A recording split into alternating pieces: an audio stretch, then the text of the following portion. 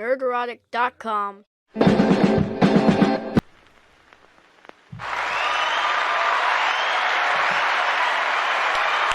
Thank you. Thank you. So sudden. Let's do that again. Yeah. Ooh, fired up. Ready to make today my biatch. Good morning, afternoon, evening, something out there. This is the Nerdrotic Nooner. My name is Gary Beekler, and I come to you from Nerdrotic.com. And very sad news to start out with. I'm all cheery, but we're going to start out with a little sad news. Can't say I'm the biggest Slipknot fan in the world, because I wasn't. But the drummer has passed at the very early age. Joey Jordison died today at 46. And we lost somebody else, too. A fellow beardsman. This is from Eric K., the Modrotic. He just informed me that Dusty Hill, the bassist for ZZ Top, has passed away as well. It's a very sad day. So, R.I.P. I guess it would be appropriate to drop F's in the chat for these guys. Am I getting it right? Yeah. So, yeah. May they rest in peace. 46 is way too young. Way too young. I was just thinking, because I'm morbid, that I'm as old as Douglas Adams was when he passed away. Way too young. So, God, 2 decades ago. We missed that guy. The world misses that guy. So, yes, S in the chat for those guys. I don't know how Joey Jordison passed. When it's that young, it's either, I don't know. I don't even want to suspect at this point. But we are here to talk about the nerd stuff. And we'll continue the conversation a little bit with Kevin Smith and the Masters of the Universe, because that matters to the He-Man fans, and it really does play into the big picture, the character assassination of traditional heroes, and in particular, male traditional heroes. And my good buddy Az did a great video yesterday. I highly recommend you watch it after this live stream, talking about, there's no room for heroes anymore. The death of the hero. And I would add, and he mentioned that too, that Hollywood is so detached now, they don't even know how to write a hero. You would think Kevin Smith would, though.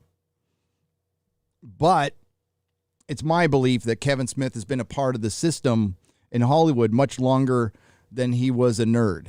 So now he's fully entrenched, and listen, he's been a shill for a long time. I notice we have crying Kevin Smith emojis in the chat now. You guys are awesome. That is brilliant. I see Tom Rothman got a contract extension at Sony. There was a time not too long ago where he was just the worst producer. He's the one who mucked up the X-Men. He gave us a Deadpool with his mouth sealed shut. I still think that Tom Rothman is in there somewhere. I do. We're also going to talk about the Ghostbusters trailer because it made me happy. It's simple. Is it the direction anyone wanted to go? I think, we have our expectations, but then we see how bad things can get, and we're like, okay, I'm fine with a nice little family Ghostbuster movie. Just a simple movie that's there to entertain people. You know how they used to be. So and many have said this before, when Hollywood does, and this is just a trailer, so I'm keeping that in mind. When they do something good, you got to treat them like a puppy who didn't shit on the carpet. It's like, good boy. And then, of course, we need to talk about the other Kevin, who might not be having a good week. And we also learned, and this is prior to Masters of the Universe, Netflix lost a bunch of subs to the tune of almost 500,000. So we'll talk a little bit about, has the streaming war petered out? Has it reached its peak? You think, everything played out perfect for the streaming services. They had a bunch of people locked down for a long time. and it didn't help. That should tell Hollywood something. There's been a lot of very clear messages to Hollywood of late that people are sick of their crap, including those Oscar ratings, losing subs, petering out. There's just too much shit out there right now. And they just don't want to listen. There was a time they would have listened to failure. Hollywood stopped listening to failure. And I think it did help that they had a year without any bombs. So they started to think, well, everything we do is working because, streaming services. And who knows, internally, these companies manipulate numbers for themselves because the people who actually work on the projects want to keep their jobs. So they're going to spin positively to their overlords who don't pay attention, who don't watch any of this stuff, who are just give me next widget so we can make next widget. So they end up lying to themselves and believing their own shit. I also have a question that I'm pondering. I'm not saying it's going to happen. I'm not even going to say it's close to happening. I'm not going to say who mentioned this to me. The person who did seems like a very nice person. I'm not going to put that person on Front Street or anything. But let's just say, how do I want to word this? I want to be careful. I'm not really into interviewing celebrities. It's not something I've ever intended to do on this channel, nor do I ever have a desire to do it. I don't want to say never. But if I was going to interview a celebrity, that celebrity would have to know that I'm going to treat them like I would treat anybody else. They are not going to get special treatment. They're not going to get a softball question. I'm going to be respectful if it happens. I would much rather talk to you guys. That would be my preference. I don't need, I'm not trying to get a job in Hollywood. I don't want one. I don't want to work there. I am fine with watching their stuff from afar and being a fan if they make something good. I am completely okay with that. I don't want to be a creative. I don't want to make a movie. I don't want to make a comic book. I have no interest in that. I like making content right here. This is where I belong. This is where I have the most fun. So where I have the most control. And I like having control over my destiny. Somewhat, of course, I'm at the mercy of Mama Susan. I know that, but I play within the rules, I guess, as much as possible. We might push them a little bit on Friday Night Tights, but that's a good thing. That's a good thing. And I think Friday Night Tights has really turned into I won't say the ultimate focus of this channel. I still make videos. That's number one, but Friday Night Tights is very close number two. And it's a lot of fun. And as long as it stays fun, that's the most important thing. And same goes for this channel too. As long as it stays fun. I always said that at the comic store, the comic shop, I could have certainly run it more like a business, but that would have been boring as hell. It's a comic store. You're supposed to have fun in those places. You're not going to get rich at a comic shop unless you already were rich, or you had a collection back in the 60s and you were able to, turn that into something else, like Mile High Comics or Jamie. So, yeah, I was pondering, somebody asked me, and to that person out there, I do not mean to put you on Front Street. So that's why I'm not going to mention your name. But thank you. Thank you for reaching out. And yeah, I thought about it long and hard this morning. And somebody asked if I would talk to Kevin Smith, if I would bring Kevin Smith on the channel and talk to Kevin Smith. Totally hypothetical right now. And I'll talk to anybody, I guess, but it's not something I desire. If I had a chance to have a real conversation with, no, I don't know. No, I don't know what there's there will be to discuss. But I would certainly be open to it, but it's not something I desire, I guess. Because I know compromises would have to be made, and I'm just completely unwilling to do that. It's not a priority here. Because if I talked to Kevin Smith, it wouldn't be a good conversation for him. I don't think he'd be very comfortable with it. I wouldn't throw F-bombs at him and scream at him. I'd be very respectful, but it would be just, dude, you betrayed your core audience, the nerds, right? And I would argue you did that a long time ago. And that's my biggest thing is you went out, you fan blamed. And what I was watching a live, it was a pre-recorded interview yesterday. Robert Meyer Burnett and some guy named Kirk who works for the Access Media or some blog or something like that. And they were discussing Alec Peters and Axanar. And RMB just pretty much rips Alec Peters a new a-hole for like an hour. And it was an hour well spent. It really was. If you guys, I'll reset the Axanar thing in a second. But, it got me to think, they brought up within this thing with Alec Peters, they brought up toxic fandom. And I just went, ugh.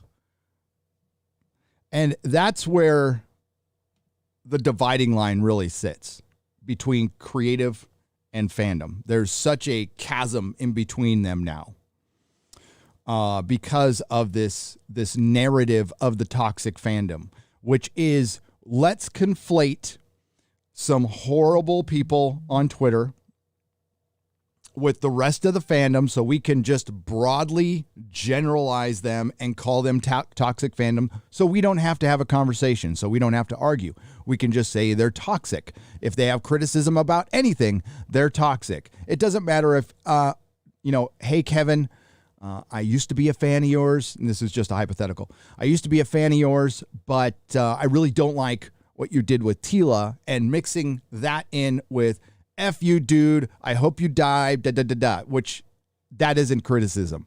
And that's not even 0.0001% of the fandom. But what they decide to do, and this is a deliberate decision, that's why it's disingenuous, is focus on that and then silence the rest of us who have legit arguments. They roll their eyes every time they hear well, we're emasculating He-Man. They go, oh, like we didn't do that. No. I would like to sit down and have a conversation why you deliberately did that.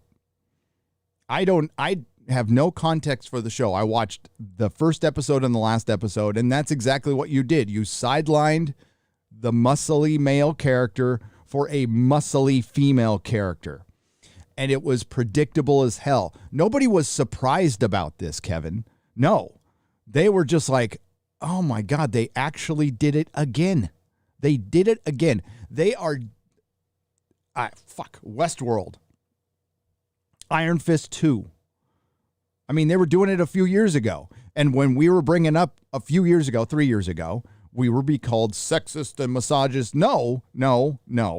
We're just noticing that, I want, not that Iron Fist was good, because it wasn't, but, I was watching an Iron Fist show to see Iron Fist, but it turned out to be the Colleen Wing show, and he, gives her his power at the end, which Iron Fist does in the comic books later on. And Watchmen, oh my God, Watchmen, the whole thing was about Dr. Manhattan giving his power to a woman. And it's symbolized by him handing over an egg, like he's literally handing over his balls to a woman. And the symbolism wasn't lost on anybody. Well, I think it was lost on a few people, to be honest, but it wasn't lost on me. So it's and I like that Kevin called it a trope, because it's a trope. It's a trope at this point. What would have been interesting is seeing, he's called He-Man, so he represents supposedly the most masculine thing out there. Now, I would say, well, it's still masculine, but I would just say in an 80s gay kind of way. But that's That's just, and I guarantee you that's what Kevin Smith thought. He's of my generation, so he probably thought his thoughts on He-Man were probably very similar to mine back then.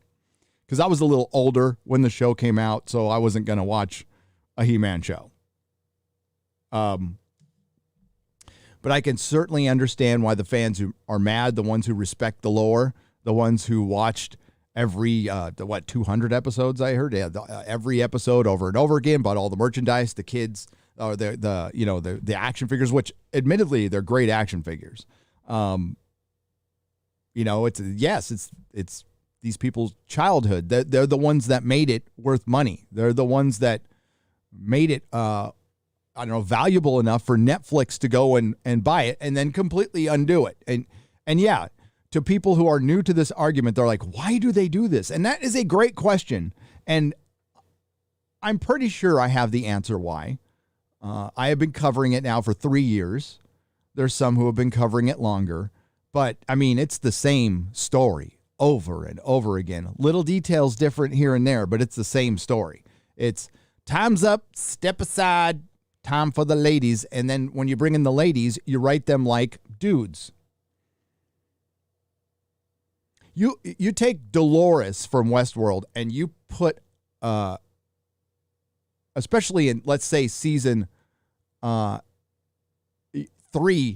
I mean, you can't tell the difference between her and a man. Or better yet, the doctor, the first female doctor played by Jodie Whittaker, who we will lovingly call Dr. Karen. You put a dude in that role. I mean, it's the same shit, but you're not going to notice any difference. She doesn't act like a woman. Doesn't act much like a guy either. She doesn't act pretty much at all. So it's just this trope that they're doing over and over again. And, it's interesting because there's times, before I make a video or when I'm about to go on a live stream, I'm like, God, I've been talking about this for 3 effing years. But I get emails. I got an email 2 days ago. Just, hey, it was a really nice email. And that's the vast majority of them, by the way. Thank you very much for taking the time to send such kind emails and saying thank you for what you do. I had no idea this stuff was going on. Thank you for speaking truth to power, or being a lonely voice out there. And that's why, people come to YouTube. That's why people go to Rotten Tomatoes and vote in the audience score. It's one of the few places they have to go to voice their opinion. And it was very nice of Netflix to confirm that we know they don't care. It's obvious. We've seen what you've been putting out lately. You clearly do not give a shit. But the fans do. And, this plays into the bigger problem. We don't have our institutions hearing us anymore. They are so big and detached that they just expect us to be there to give them the money and just shut the hell up. Well, that's not human nature, for one. And it's clearly a bigger problem. It's a systemic problem, a huge systemic problem. So, it did spark a pretty good debate with again, there's multiple sides to this, and I think there is a legitimate argument to the, hey, don't get outraged about everything. But this one, no. And listen, I've heard this argument after The Last Jedi, after Doctor Who, after Naughty Dog, the Naughty Dog thing. But these are little moments we have to bring new people in, to wake more people up, going, here is an example of what we have been talking about for a year. Because, sometimes we have to point out nuance, subtlety, but this is like blatant, in your face, F you, we're going to lie to you, we're going to take this male character out. And I honestly, I don't care what happens in the next 5 episodes, and I'm sure they're going to bring him back, but ultimately, if it's 10 episodes and 4 have He-Man in it, then He-Man was only in 4 episodes of the 10-episode He-Man show.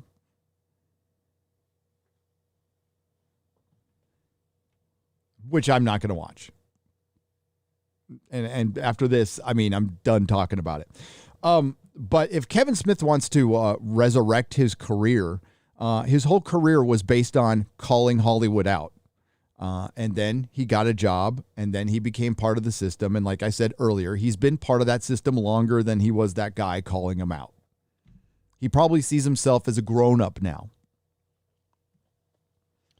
And this is just a job. So Kevin either might not be aware, or again, this might just be a disingenuous argument. I can see that the creatives involved, and I air quotes, with Masters of the Universe are only focused on their show. So they're like, some people might be, what are you talking about? Well, you know, Kevin, we're in fandom, so we're paying attention to more things than just Masters of the Universe.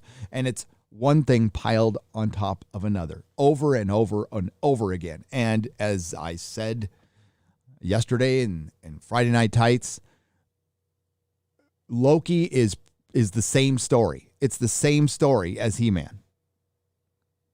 Except Loki didn't die. He just cut his balls off and followed around a girl. We wanted to see Tom Hiddleston's Loki, and we didn't see that. And it would have made more sense, and it would have been more successful to make a Tom Hiddleston Loki show, focusing on Tom Hiddleston's Loki. So you can't tell me it made more financial sense not to do that. You can't tell me it doesn't make more financial sense to have He-Man in the He-Man show. You can't tell me it doesn't make more financial sense to have Luke Skywalker actually be in the Disney trilogy as Luke Skywalker.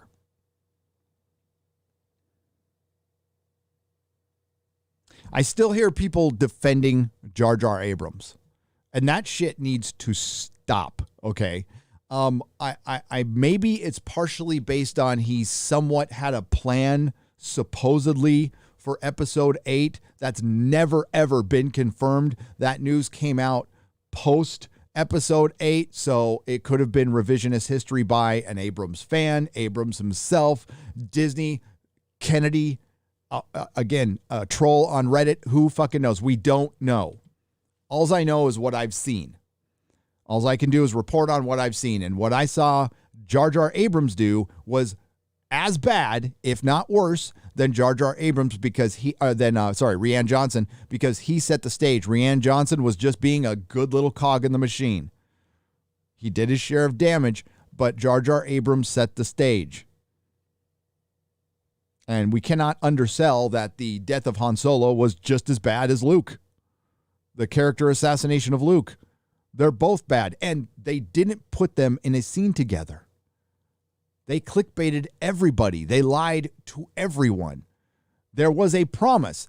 They're like, hey, we have Han, Luke, and Leia back together again for a Star Wars trilogy, but they never were. They never were back together again. So they lied. And they knew what they were doing.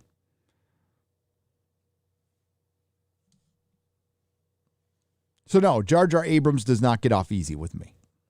Ever. But as far as Kevin Smith is concerned, if I had, I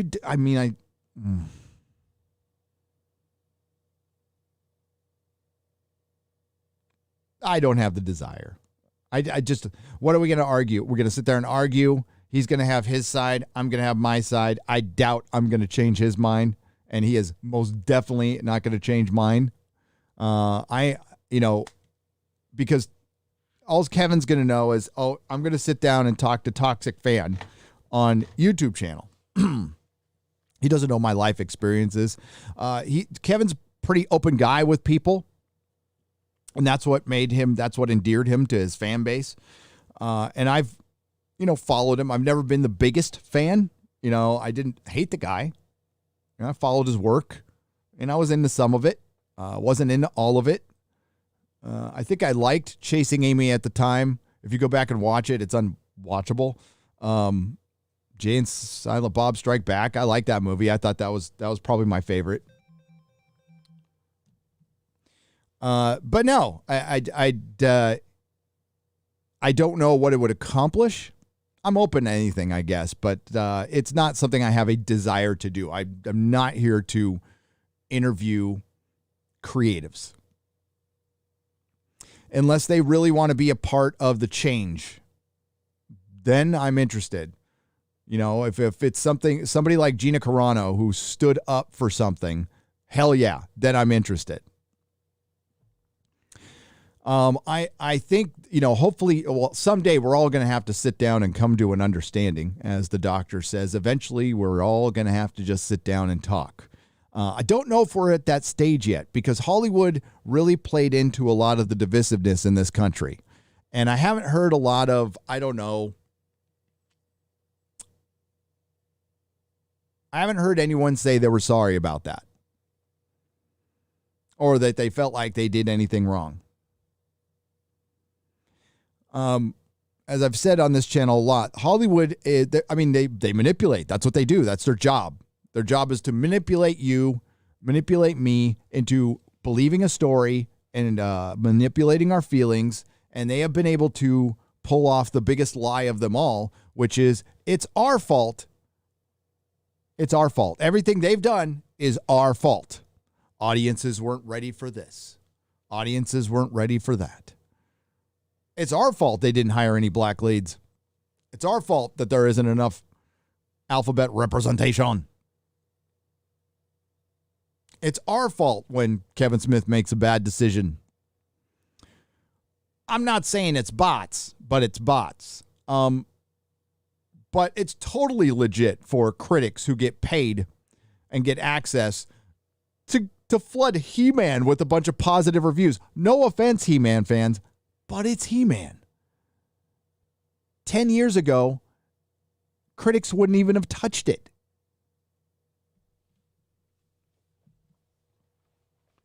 I remember the days when critics didn't like anything that had a spaceship or a superhero. If it wasn't a couple of people crying at a table or Al Pacino yelling and fucking shooting somebody, it wasn't getting anything. And I was fine with it. No, I think Hollywood needs to get used to not being the top dog anymore, and they need to get used to having a lot more competition. I saw It's a Gundam tweeted up yesterday. They're putting all like the late night shows, or I think it was like 3 or 4 of the late night shows are going on Paramount Plus because they want to go fail on a streaming service and not on broadcast television. And it's like, that is such a dead old 20th century model. The late night talk show, and the only reason it's still alive is because they were able to play to their Orange Man Bad crowd for 4 years, and now it's dying. The death it should have died 4 or 5 years ago. Because more and more people people watch people on Twitch watch other people's stuff and eat food. And like, if you can make a living doing that, then this is a great country. And I'm grateful for that. But they're also watching live streams. They're watching Friday Night Tights. They're watching, we're spread out watching live streams. Some people watch them all damn day, and that's great. And you got some guy or gal just starting out, and they've got like, the low tier mic, and the what is it? The Logitech. Is it C920? Here it is. I got one right here. Yeah, the HD. This little bad boy. And that's enough. That's enough for some people. Yeah, Hollywood's going to have a very hard time competing against that because, for one, we're all replaceable. And there'll be somebody coming in, taking over at any point. And that's great. I think it's great. I think it's fantastic. But do I think Kevin Smith would hear? There's one that you could sit there, and that's the other thing is like, in my short time of Hollywood, I fully understood. It's something I suspected, but I fully understood, internalized, recognized how good these people are at being full of shit. And that's how you get. There are some good people down there. I met some very, very good people in my time down there. And I think there are some, people you might not agree with politically, but I think they're good human beings. Like Robert Meyer Burnett. It seems like Chris Gore is a good dude. Like people I would sit down and have a cup of coffee with. You know what I mean?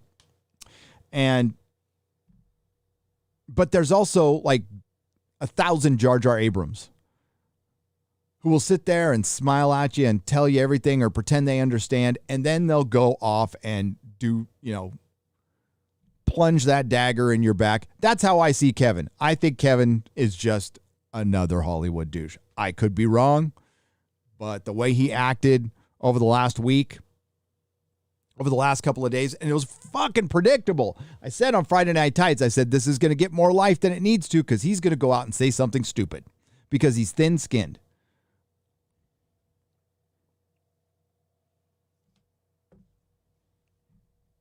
Fragile egos.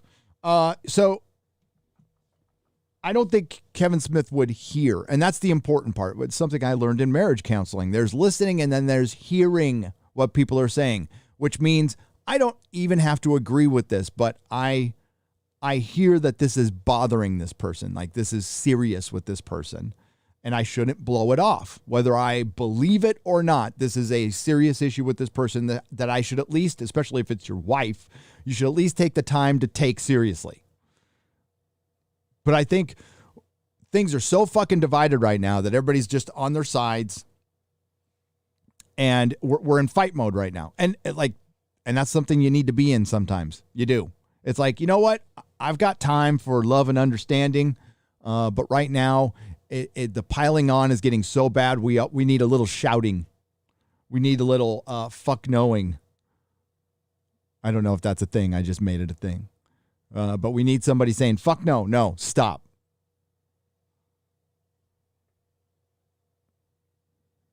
Because right now, Hollywood has pushed that narrative that basically if you're a Republican or a conservative, you're the devil.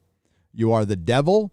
You're a racist. You're a white supremacist. They are perfectly okay with running with that narrative. The whole Yahtzee fucking narrative that they have been running with. They have been baking it into their scripts. They have been mentioning it left and right. We had Sarah Silverman seeing freaking swastikas on the fucking sidewalk and it was just a construction marker. Yeah, it's a fucking insanity that they pushed.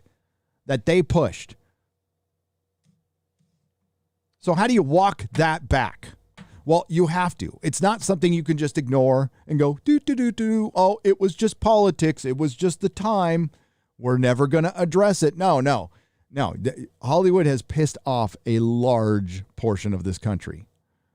And it's going to take work to get it back, to get some of them back. But it's going to take work. And I think it's really interesting that the movie that was the shot heard round the world in the culture war, it's nowhere near the thing that started it. It had been starting years before that, creeping in, but that was the one that blasted, that got everything going, was Ghostbusters 2016. And then we have what may be a makeup movie, and it might be the first in a line of, nobody's expecting Hollywood to acknowledge their mistakes, or nobody's asking. I'm not asking them to put the other side's politics. I've said that over and over again. It's stop with the divisiveness. Stop killing traditional heroes, and really stop with the playing into the Marxist bullshit. Now, I know a large portion of Hollywood is redder than red, and the mask has come off. But that shit doesn't sell. That's why they have to lie. That's why they have to lie and manipulate about it and call it something else. Call it democratic socialism or whatever. Because they know it won't fucking sell. Not here, ever. And just because of, a few idiots on Twitter buy it, and there's a Star Trek communist, that's an anomaly, folks. That is an anomaly. All right, real quick. I want to, let's go to we'll get to you guys in just a sec. We're going to go to this Netflix losing part. I just want to start with that. From Bounding into Comics, Josh Berger wrote this. I'm going to sip some coffee for the working people out there. Also, if I don't forget, things are very weird in California right now. I'll get to that. For example, randomly, 3 Starbucks in my area are closed today. They're just closed. I don't know why. There are supply chain problems still. So we'll talk about that. Bounding into Comics, Josh Berger, overabundant emphasis on woke content. And when we say woke, it's kind of a broad and general term. We're also including intersectional feminism, critical race theory, identity politics, which can be woke. But I heard a couple people say, yeah, He-Man isn't woke. Well, but it has a shitload of intersectional feminism in it because it killed the main character in the first episode and then killed him again. Overabundant emphasis on woke content, likely the reason behind Netflix losing nearly 500,000 subscribers in the United States and Canada. This past Tuesday, the 20th of July, Netflix revealed that the company has seen a loss of nearly 500,000 subscribers in the United States and Canada. The popular streaming service said that an estimated 430,000 domestic users had unsubscribed and attributed this loss to the COOF causing lumpiness in their membership growth. Lumpiness. In Q2, revenue increased 19% year over year to $7.3 billion, while operating income rose 36% year over year to $1.8 billion. We finished the quarter with over 209 million paid memberships, slightly ahead of our forecast. It continues, the COOF has created some lumpiness in our membership growth, higher growth in 2020, slower growth this year, which is working its way through. We continue to focus on improving our service for our members and bringing them the best stories from around the world. Oh, you mean like this fucking shit? Like this shit. Furthermore, the company believes that their loss in subscribers is a result of the COOF restrictions being lifted, noting that the pandemic has created unusual choppiness and lumpiness. Wow, things are lumpy and choppy, huh? In our growth, and distorts year-over-year comparisons as acquisitions and engagement per member household spiked in the early months of the COOF, adding that encouragement per member household was, as expected, down.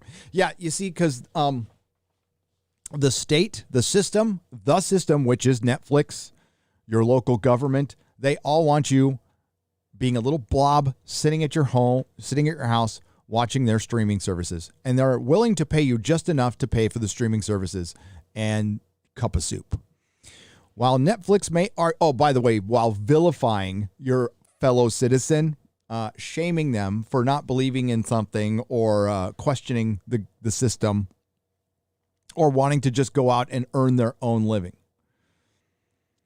While Netflix may argue that the irregularities caused by the COOF pandemic are to blame for their loss in subscribers, there may be more to the phenomenon than the popular streaming platform is letting on. Breitbart recently shared a rather interesting take regarding Netflix's current dilemma, attributing the loss in subscribers to the streaming service's overabundant emphasis on left-leaning woke content. That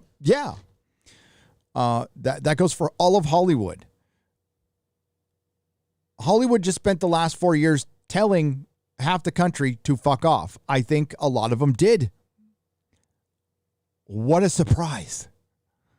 As evidence, the news and entertainment media outlet points out the fact that the company co-founder director Reed Hastings donated a sum of $3 million to fight against the referendum campaign to recall Governor Gavin Newsom, proof that the co-CEO's left-leaning tendencies. Yes. According to the report from Politico, because they don't want to get rid of their boy. Their boy will make sure everybody's locked down.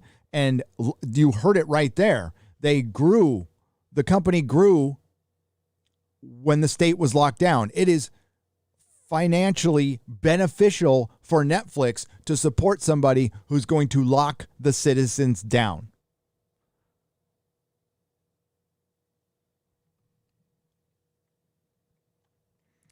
According to a report from Politico, the money from Hastings demonstrates that Newsom can tap into a formidable fundraising network that includes the tech industry, where Newsom retains deep ties reaching back to his days as mayor of San Francisco.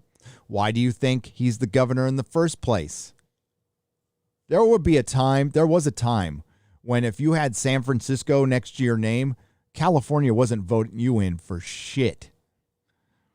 Breitbart News, Barack and Michelle Obama's We the People miniseries was also put forth as evidence of the streaming platform's left-leaning tendencies. I don't think there needs to be any evidence. I think we're all pretty sure it's fucking Hollywood. The problem is it's not just being left-leaning, it is being right-hating. Right-hating. Or conservative-hating. Or libertarian-hating. As per Netflix press release, We the People, Citizenship in the Modern World, former U.S. President Barack Obama announced the series on June 2nd while writing this. Yeah. We know. There's connections. Furthermore, Breitbart also pointed out that a study conducted by one poll, which revealed that 1 in 3 are ready to end their streaming services over the abundance of uninspired shows. Yeah, it seems like, we have enough. I mean, we have NPR. We have all the, even when you're saying something that people agree with, they get fucking tired of hearing it over and over again. Even that. Regarding respondents who were planning on ending their streaming platform subscription, 46% said that Netflix was the platform that they were more likely to cancel. In contrast, only 34% of respondents said they were planning on canceling their Hulu subscription, while another 34% said they had planned to cut back on their Amazon Prime. The study also revealed that the respondents believed Tiger King was the most overhyped show of the pandemic, with similar pandemic popular series such as I Care a Lot and Schitt's Creek considered by respondents to be overrated television. I would agree with that. I tried to get in Tiger King. I just didn't. But I know a lot of people enjoyed it, and that's cool. It is also worth noting that He-Man fans have had their share of disappointment with Netflix of late, following the release of Kevin Smith's insufferably woke intersectional feminist take on the beloved He-Man franchise, Masters of the Universe Revelation. The recently released revival of the beloved 80s series has thus far successfully managed to anger fans of the original series through a number of woke production choices, such as having He-Man play second fiddle in his own show, featuring no strong male characters and opting to focus on Teela instead. And this is where the Time's Up thing comes in. They were very serious. They, being Mrs. Jar Jar Abrams, when they started the Time's Up organization, which was used as a power play in Hollywood, they were very serious about the Time's Up thing. They said, we're going to still write male characters. They're just going to be played by women now, okay? Because there's no difference between the genders except when we want there to be a difference, except when we're non-specific, but then we're specific. Do you understand? I don't. Okay. The recently released revival. Okay, I read that part. While mainstream media outlets have been singing the show's praises, they've been singing the same tune for fucking years. That's why, hello, we're here on YouTube. Currently at 94% on Rotten Tomatoes. Conversely, the average audience score on Rotten Tomatoes currently stands at a disappointing, albeit well-deserved 30% on the reviewing aggregate site. And I think that's about right. I believe it was My Nerdy Home. Remove the haircut and the lipstick. And when you do that with this character, it's a dude. It's a dude. Just like in Black Widow, the character walking around and playing the Taskmaster was a man. Just like I went back and looked, just like in Loki, the character in the early episodes that's supposed to be the mysterious, cute little sprite Sophie is either a much bigger stunt woman or a dude. What do you make of Netflix's near 500,000 loss of subscribers? Here's what I make of it. I think, as with all things, there's multiple facets to this argument. There is too many streaming services, but Netflix's biggest problem, aside from being woke, is the Netflix adaptation meme. That is something they need to fight every day to get away from, because it's now that's what they're known for. It's going to be like, people call tissues Kleenex. The Netflix adaptation meme is now become Netflix. Their other problem is the binge model. It's done. It's over. It doesn't work. You spend far too much money on a project that gets forgotten in a week. For Christ's sake, Jupiter's Legacy was on their top 10 when it got canceled. So what does their top 10 mean?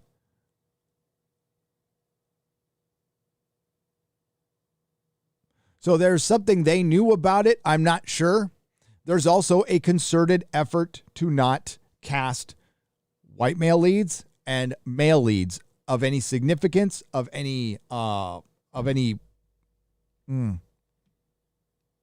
They're not casting men. They can't have men be men. Masculinity is now toxic masculinity. All masculinity is toxic masculinity, which is going to make it very difficult for them to, make superhero franchises without heroes or men. And every time we get a lead like Tom Hiddleston's Loki, he is like on his knees, he's bowing, and he's getting kicked in the balls over and over and over again. And the only thing that Loki got away with is it was able to mesmerize some people with the strength of the Marvel brand. Hopefully more people will wake up to it, because I think Loki was the worst example. It was the most intersectional feminist thing the MCU has done. And the only reason it beats out Captain Marvel is because it's a male character. It was a male character starring a male character, and they made him a second fiddle in his own show. And Tom Hiddleston is insanely popular amongst women. And it's the women who are pissed off, along with the dudes who hey, I want Marvel to have one good villain. You killed Thanos.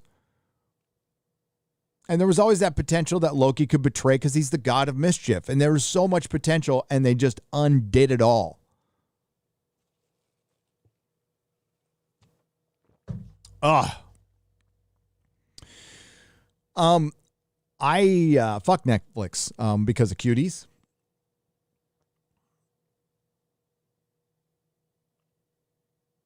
And I think Cuties was a great example of another great example of the detachment of Hollywood and viewer. And there was multiple takes on that one, and there were some real bad ones out there. There was some bad takes, and there's some hills you just don't need to die on. And I wouldn't recommend dying on the Cuties hill. That's not a fight you're going to win, because there's no argument against that, unless. Yeah, I just wouldn't.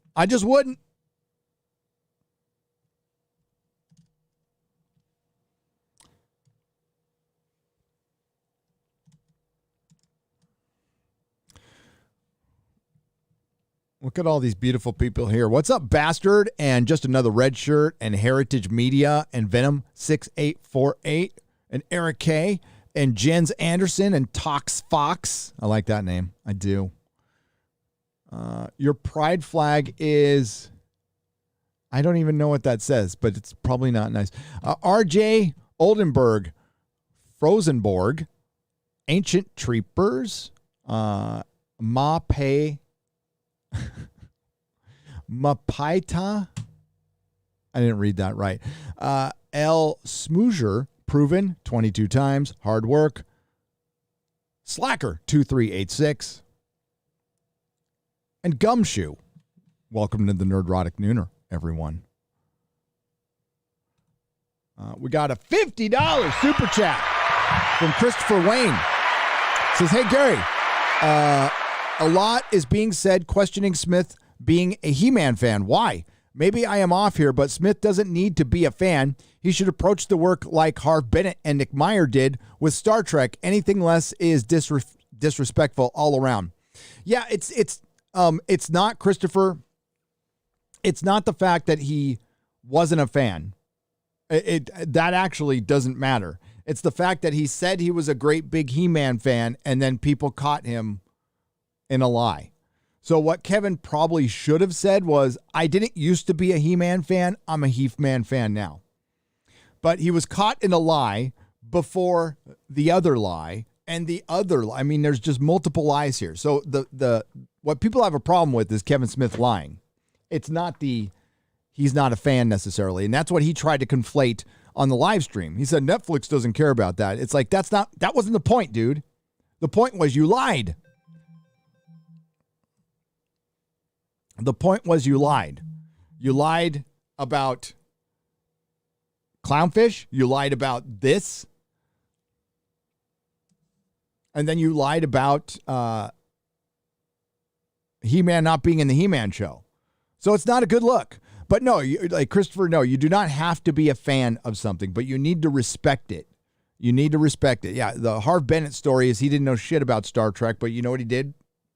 He watched every episode of the original series before he sat down and watched every single episode. And when you're dealing with a multi-million-dollar franchise, that's what you should do. You should act like you give a shit. Jodie Whittaker was out at the Comic-Con thing a couple of days ago talking about how she's a fan. Shut the hell up. She admitted to not watching any Doctor Who before to prepare for the role because she was too intimidated, which means I'm too lazy to prepare for it. But you don't have to be a fan. No. But don't go out and say you are when you said you didn't, when it's like on record. When it's on record.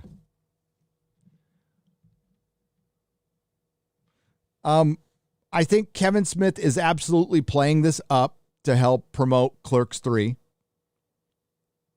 I don't think he gives a shit. As a matter of fact, I know he doesn't give a shit. I do think he's genuinely worried about his geek cred, but he's not worried about it from the fans' point of view.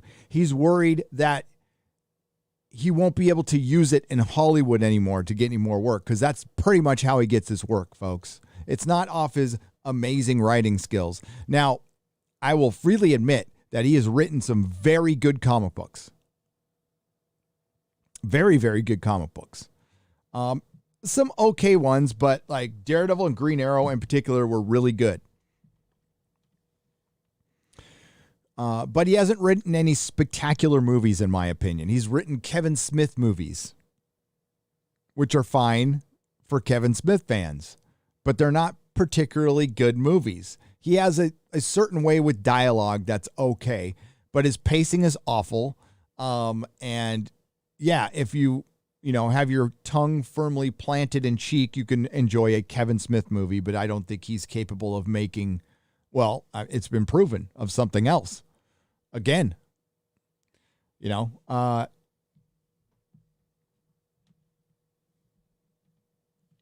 I think he's gotten a lot out of very little talent. And you would think, being a good comic book writer, you could write a good TV script, and it works sometimes and it doesn't. And I couldn't tell you what the difference is. I could not tell you.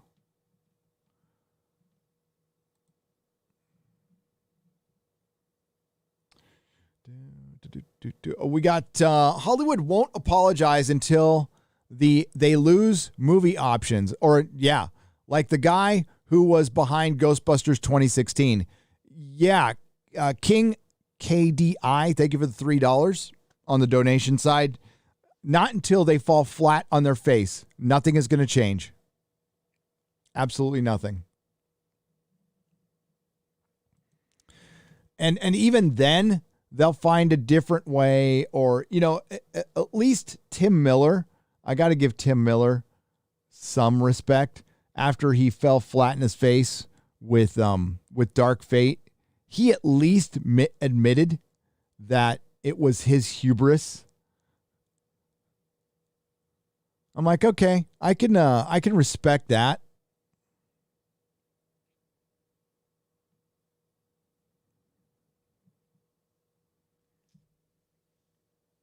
Gary's new son, Brian Cannell. Rewatching Ghostbusters because you guys got me hyped. But wish me luck being dragged to see Suicide Squad this Friday. Hopefully Harley won't be crap. Yeah, as a matter of fact, I think I'm going to see it tomorrow. I think I'm going to see, tomorrow's Thursday, right? Yeah, I'm going to go see it tomorrow. I hope it doesn't suck. Ghostbusters trailer was good. It made me very happy. It was the first trailer to give me like little goosebumps at the end in a long time. Now, does everything being crap have something to do with that? Probably. But I think it's not a bad thing to get excited about stuff once in a while. You don't want to be jaded all the time. And it's tough to fight the black pills. I'm halfway tempted sometimes too. But, I kind of enjoyed watching what Brianna Wu bitched about it on Twitter this morning. And I got some enjoyment out of that. I did. I'm surprised she didn't bring up Gamergate. Thunderstruck Thundercat for $9.99. Hail, Gary, I sent you an email a few days ago about your old shop. Just wanted to know if you had received it. The intent of the email was if you had known there was a buyer for the store, but you replied on BBC. Yeah, I found out yesterday. That there was a buyer for the store. Good. I'm glad to hear that for what's left of my customers that still shop there, which is not many. And maybe that owner will put something into the shop and not use it as just something so you can order volume and make a couple extra bucks. Empty for £2, but I'll check out the email. Thank you for sending it, Thunderstruck. Those new Lord of the Rings statues from Weta are simply epic. They're so good and expensive, but they're statues, man. They're statues. I can't do statues or I'll break them. Claudio Rogojan for $5. Any other TV shows that have disappointed you to no end in the last 10 years that isn't Game of Thrones and the new He-Man show? Well, He-Man show didn't disappoint me. When Clownfish TV ran with their rumor a year ago, I believed it 100%. I'm like, this is happening. This is happening. Take it to the effing bank. I even said it on a live stream. I'm like, this is going to happen. This rumor is spot on, and I know nothing about He-Man. I just know that that's exactly what Hollywood is going to do because they're that predictable. When they get their eyes on something, when they get hooked into a trend, they burn that sumbitch out until it is dead. And that's good. It's good that we are now into He-Man. And like I said, it's going to get worse before it's going to get better, but they're going to drive this thing into the mud. Hollywood is where trends go to die. Hollywood doesn't really even start film trends. Those usually start with indie flicks. So I guess technically that can be Hollywood but when it comes to storytelling trends, which turn into tropes because they're done over and over again, those are not started with Hollywood. That's I used to say that about the record industry too. The record industry didn't invent shit. They were able to take something that was invented literally on the streets in some cases, and they were able to monetize it, burn it out, and kill it. That's what Hollywood now. Hollywood is now the new music industry. It's the best. I mean, it's the best way to put it. They're so fucking corporate. They're not interested in telling a good story. The art form of filmmaking is just fucking gone. And you still have, there's people trying to make art there still, but they're not getting noticed. There's independent films. Everybody's talking about, independent this, independent that. There's tons of independent films being made all the time, and nobody sees them.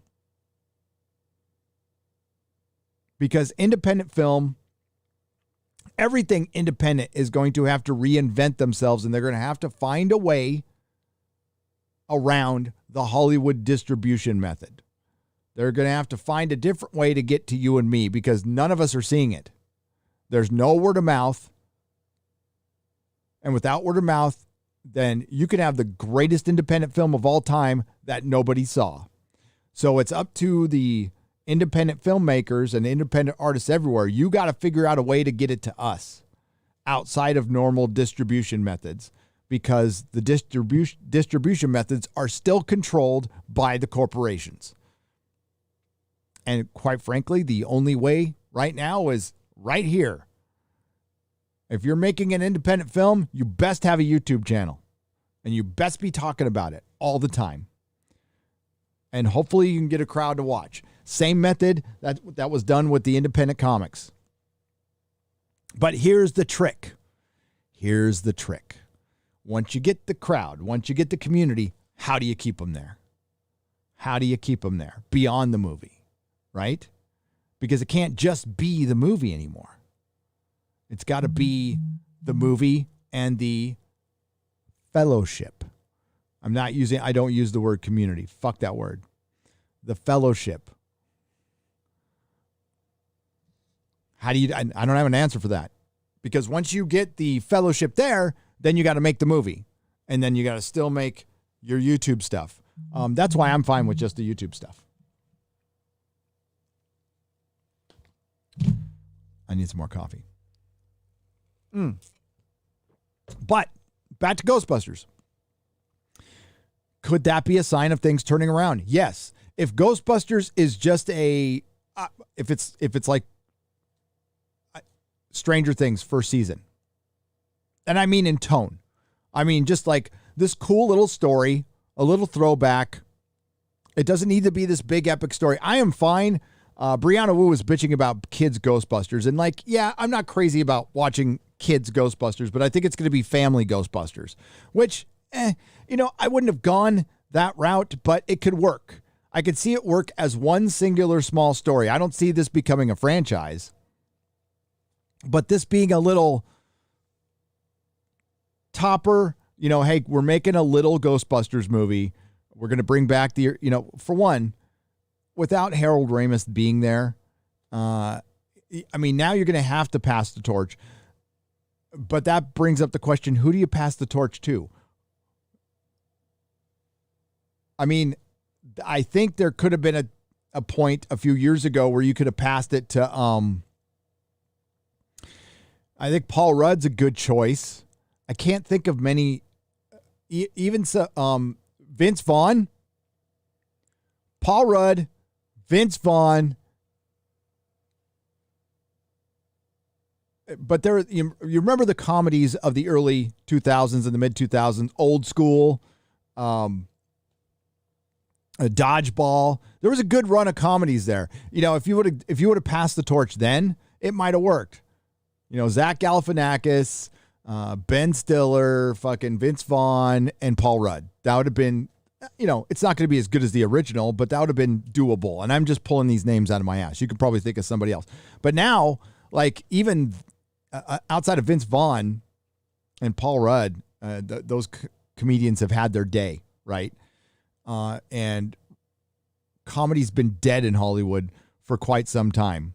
And the only comedians I'm even paying attention to are way too fucking edgy for anything Hollywood right now.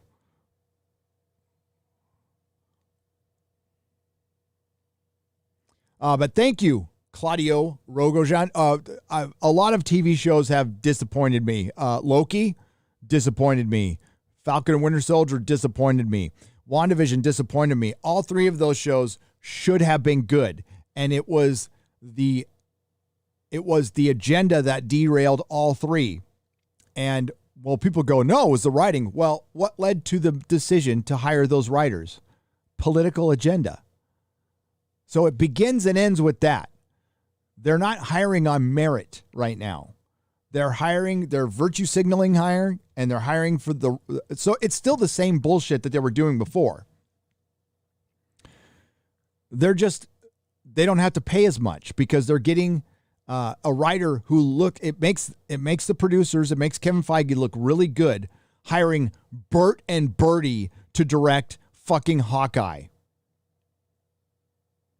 Do you think for 1 second Bert and Bertie, which are just like the lesbian Wes Anderson, are good for a Hawkeye TV show? That'd be like, I don't know, David Lynch directing fucking Return of the Jedi, which would have been terrible, by the way.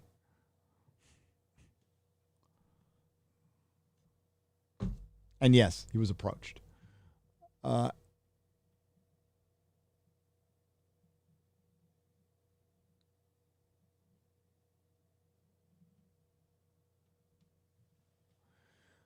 Gary, I want a deep dive on Bohemian Grove sometime. Also, thinking about putting a campaign together for the 1 million subs. Want that hot tub stream, says the Invisible Man for $5. Yeah, if I hit 1 million, I'll do a hot tub stream. Why not? Thanks. Yeah, I can't do it on this platform, but yeah, sometime I'll do a deep dive on Bohemian Grove.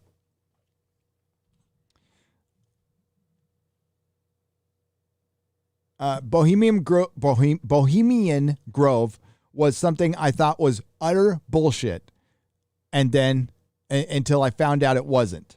And for it's got to be really good to be Alex Jones these days, because he's looking less crazy every single day. Now, I listen to the guy a lot, and I believe some of the stuff, and now, well, shit.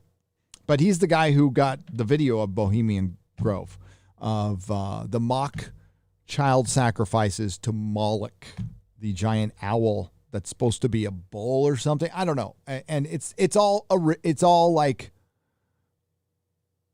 for show, but it's weird. It's really fucking weird. Wife and I watching Doctor Who. We got to season 9 and she's like, let's start over to when Doctor was fun. Yep. Season 8 is where it stops.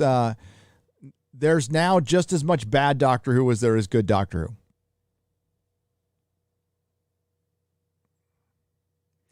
There are, by the way, that was the Grizzly that was Nick Nero for $4.99. Thank you, Nick Nero. The Grizzly. Hey, Gary, did you hear that they are rebooting Dead Space? What? Actually looks good? Really? It's a really good game series if you like your scary games. Are they rebooting the game? Why don't they just make a sequel? I'm confused by that one.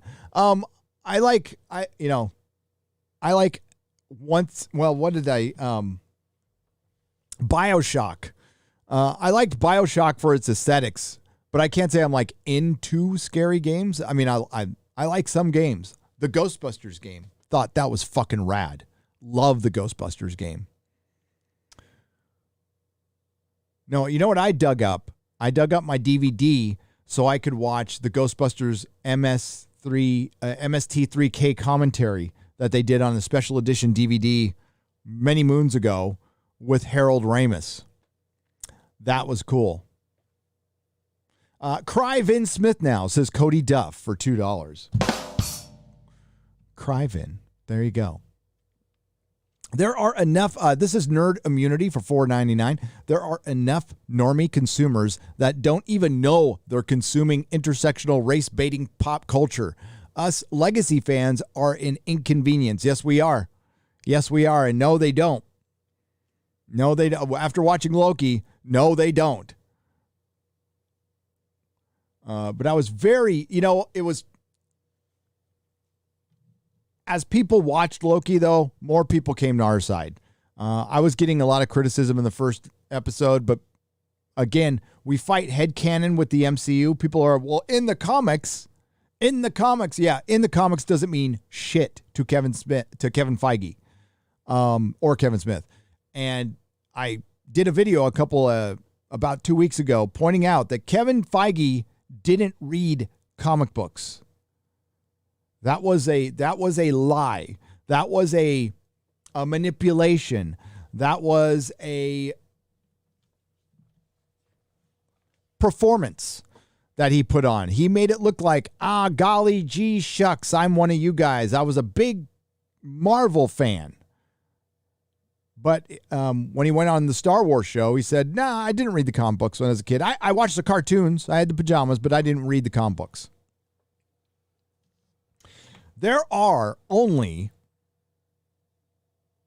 active, and that means there's under 200,000 active comic book readers in the country right now. It's a lot. Actually, it's 150,000.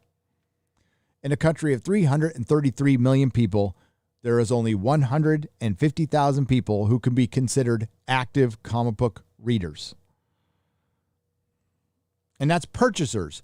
Not all the purchasers are readers. As a matter of fact, a big chunk of them are speculators. They don't read shit.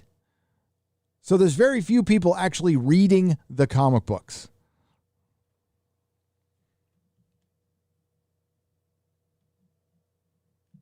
Eric Fox for $20. I'm sensing a butt here, Eric, but I'll take it.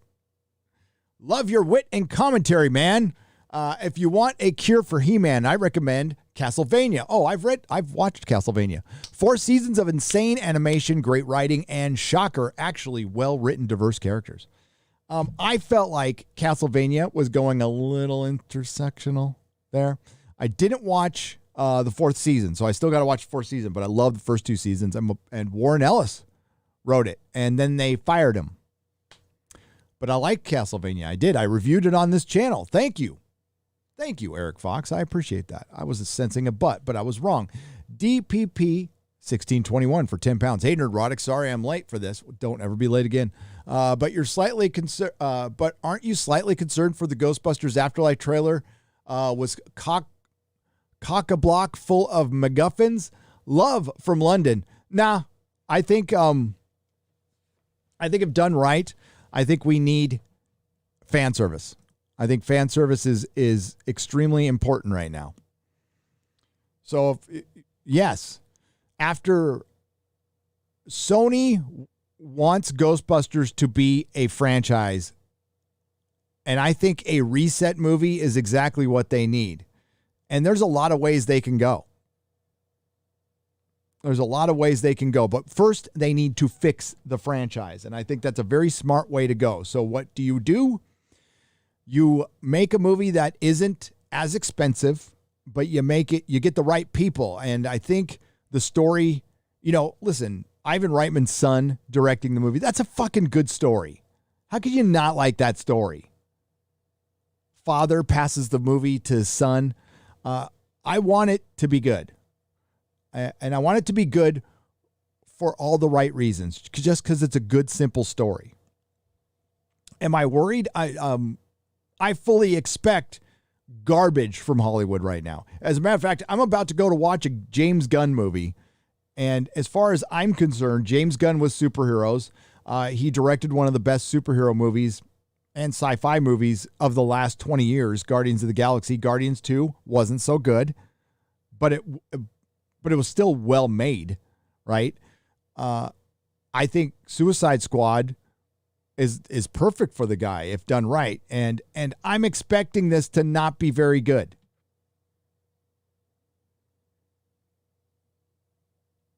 Hollywood has not earned the benefit of the doubt. But I'm going to allow myself to hope a little bit with Ghostbusters, because I think it would be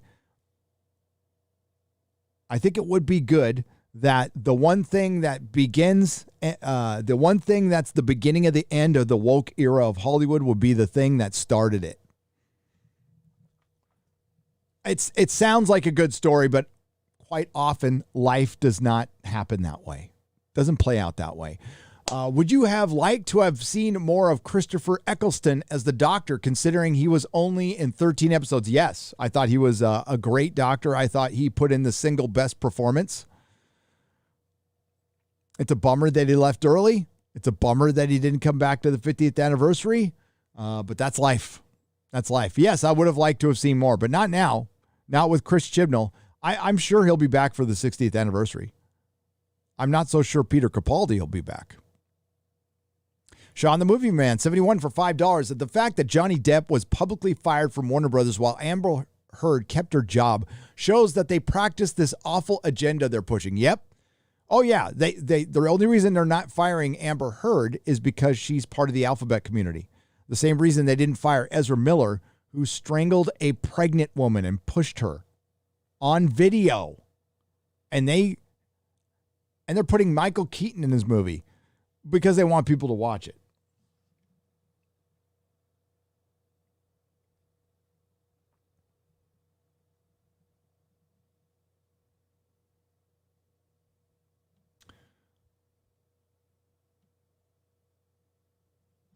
Hail, Gary. Sorry, I started the stream 15 minutes late here. Has Netflix made an official statement confirming their support for everything that Kevin Smith has been saying? Vince, and repeat for 10 Australian dollars. I don't think they need to. I don't know if that's not usually a practice of any major studio. And this is very unusual, right? You don't usually see a creative going out and responding directly to YouTube channels, calling them by name, and then going on a live stream afterwards, and then going on and on for about 25 minutes telling us how much you don't care. So he is both things are true. He is using this to manipulate us so he can promote Clerks 3. He is also extremely upset about the reaction to He-Man. It's bothering him to his core because he knows he got caught in a lie, and worst of all, everything that is the basis, is the foundation of Kevin Smith is nerd cred.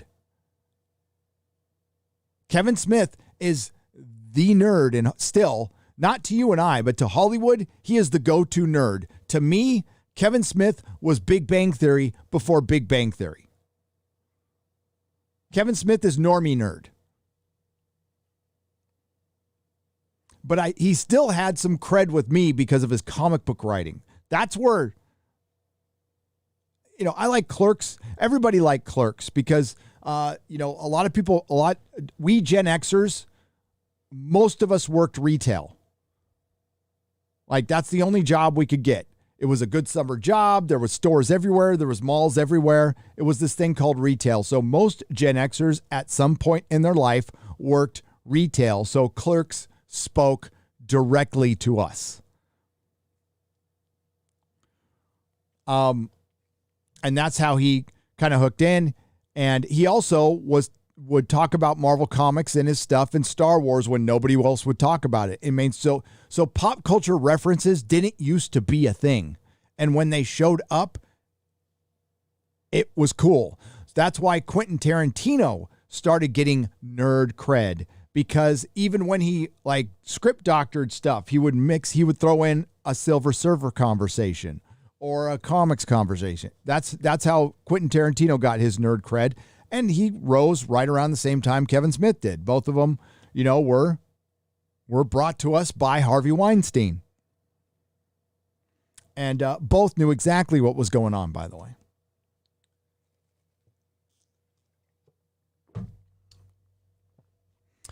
But Kevin Smith has always been a normie nerd to me. And I think...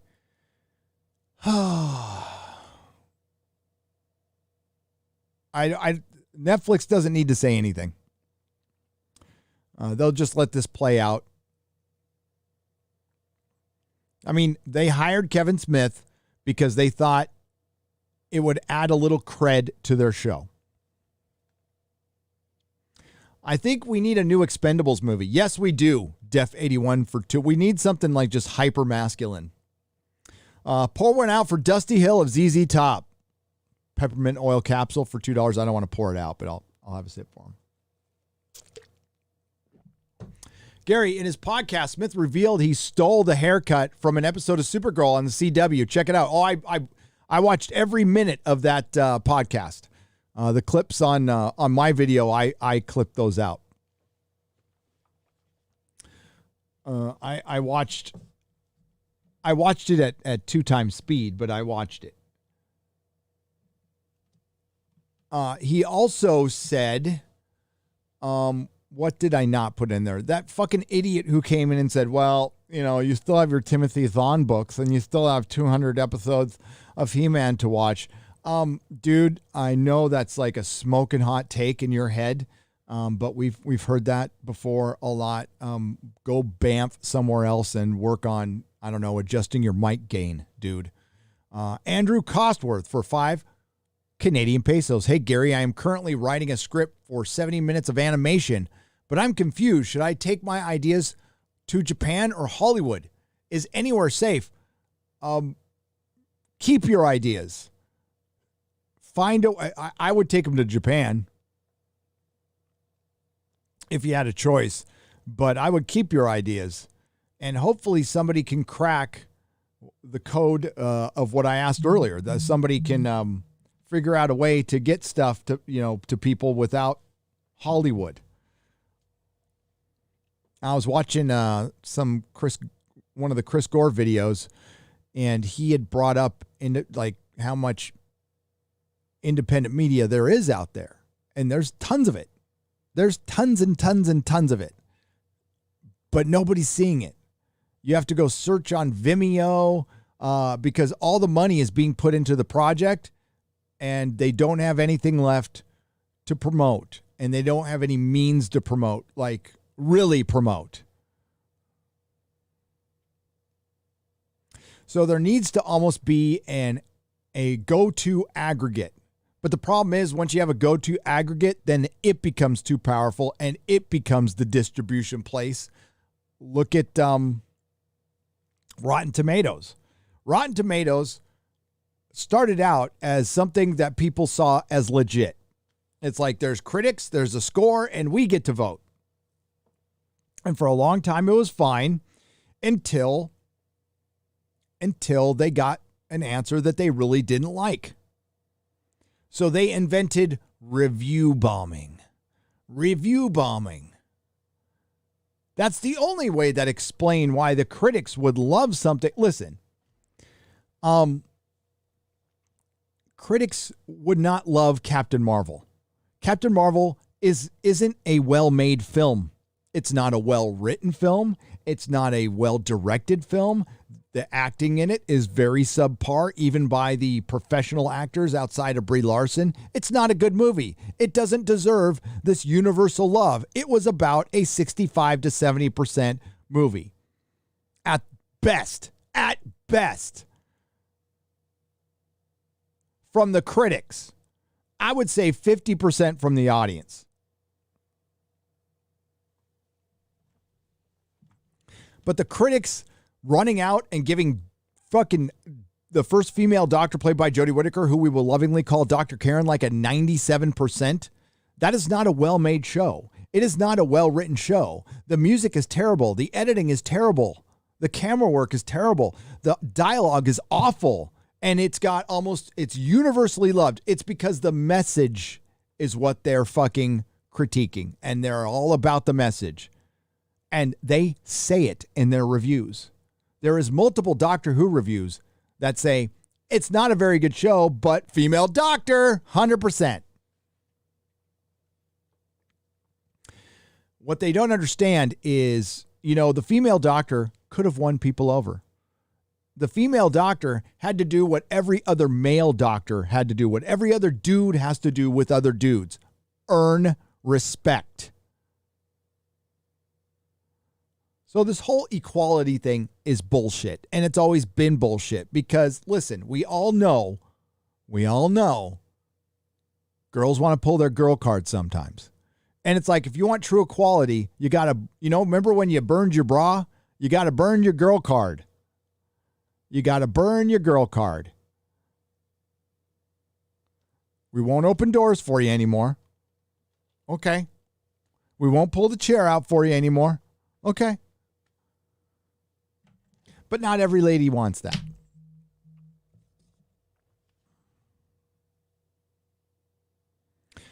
The first female doctor needed to work twice as hard, needed to understand that it wasn't going to be fair because it's a decision that was not popular. It was a decision that was made for political reasons. So it was on Jodie, it was on Christopher Chibnall to win the fandom over. Instead, they decided to do what everybody else has done. Instead of doing my due diligence as a creator to try to get as many people as possible to like my work and to make it, appeal to the masses, I have to try a little harder, and I have to have super thick skin, and I have to answer everything with empathy and kindness. Nope. Sexist, racist, misogynist. I wonder why it didn't work. What a fucking surprise. You attacked the audience. They didn't like your stuff. Now they're pissed off. Oh, but then you call them toxic fans. These fans who spent thousands of dollars, thousands of hours of their time, which is much more valuable than their money, on your product. And what do? I'm going to take something away because time's up will teach you, and you're going to like it. And if you don't like it, well, you're an asshole. And then the fans respond with the fuck you, and they go, look, toxic fandom. So toxic. They didn't just blindly accept our subversion.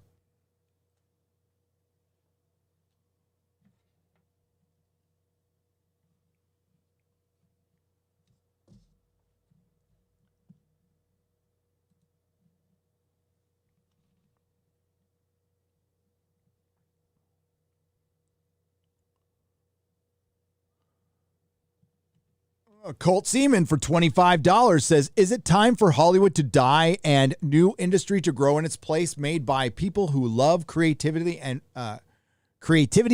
fan communities, fellowships, no communities, lose that word. For all I know, 99% of entertainment is shit. The 1% is just underneath the mountain of shit. Hail to the beard god. I am no beard god, but thank you, Colt Seaman. Most of entertainment was shit anyway. But I mean, the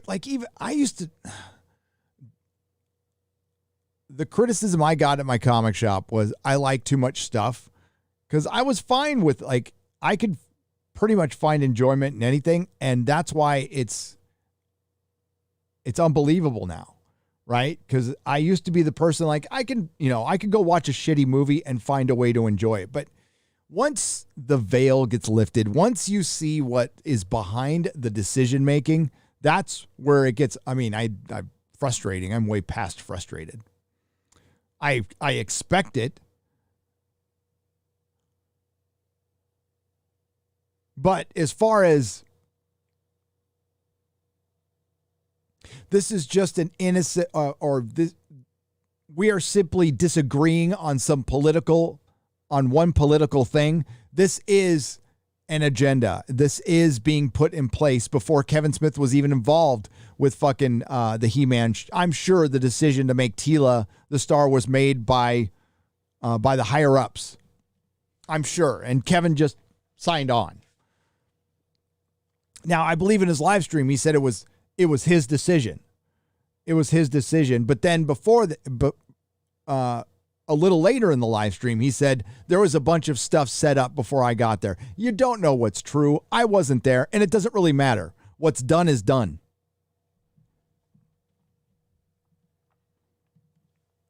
Now, again, Kevin ain't all that to me. He's just not, and hasn't been. The only two movies I could probably rewatch by him are Clerks.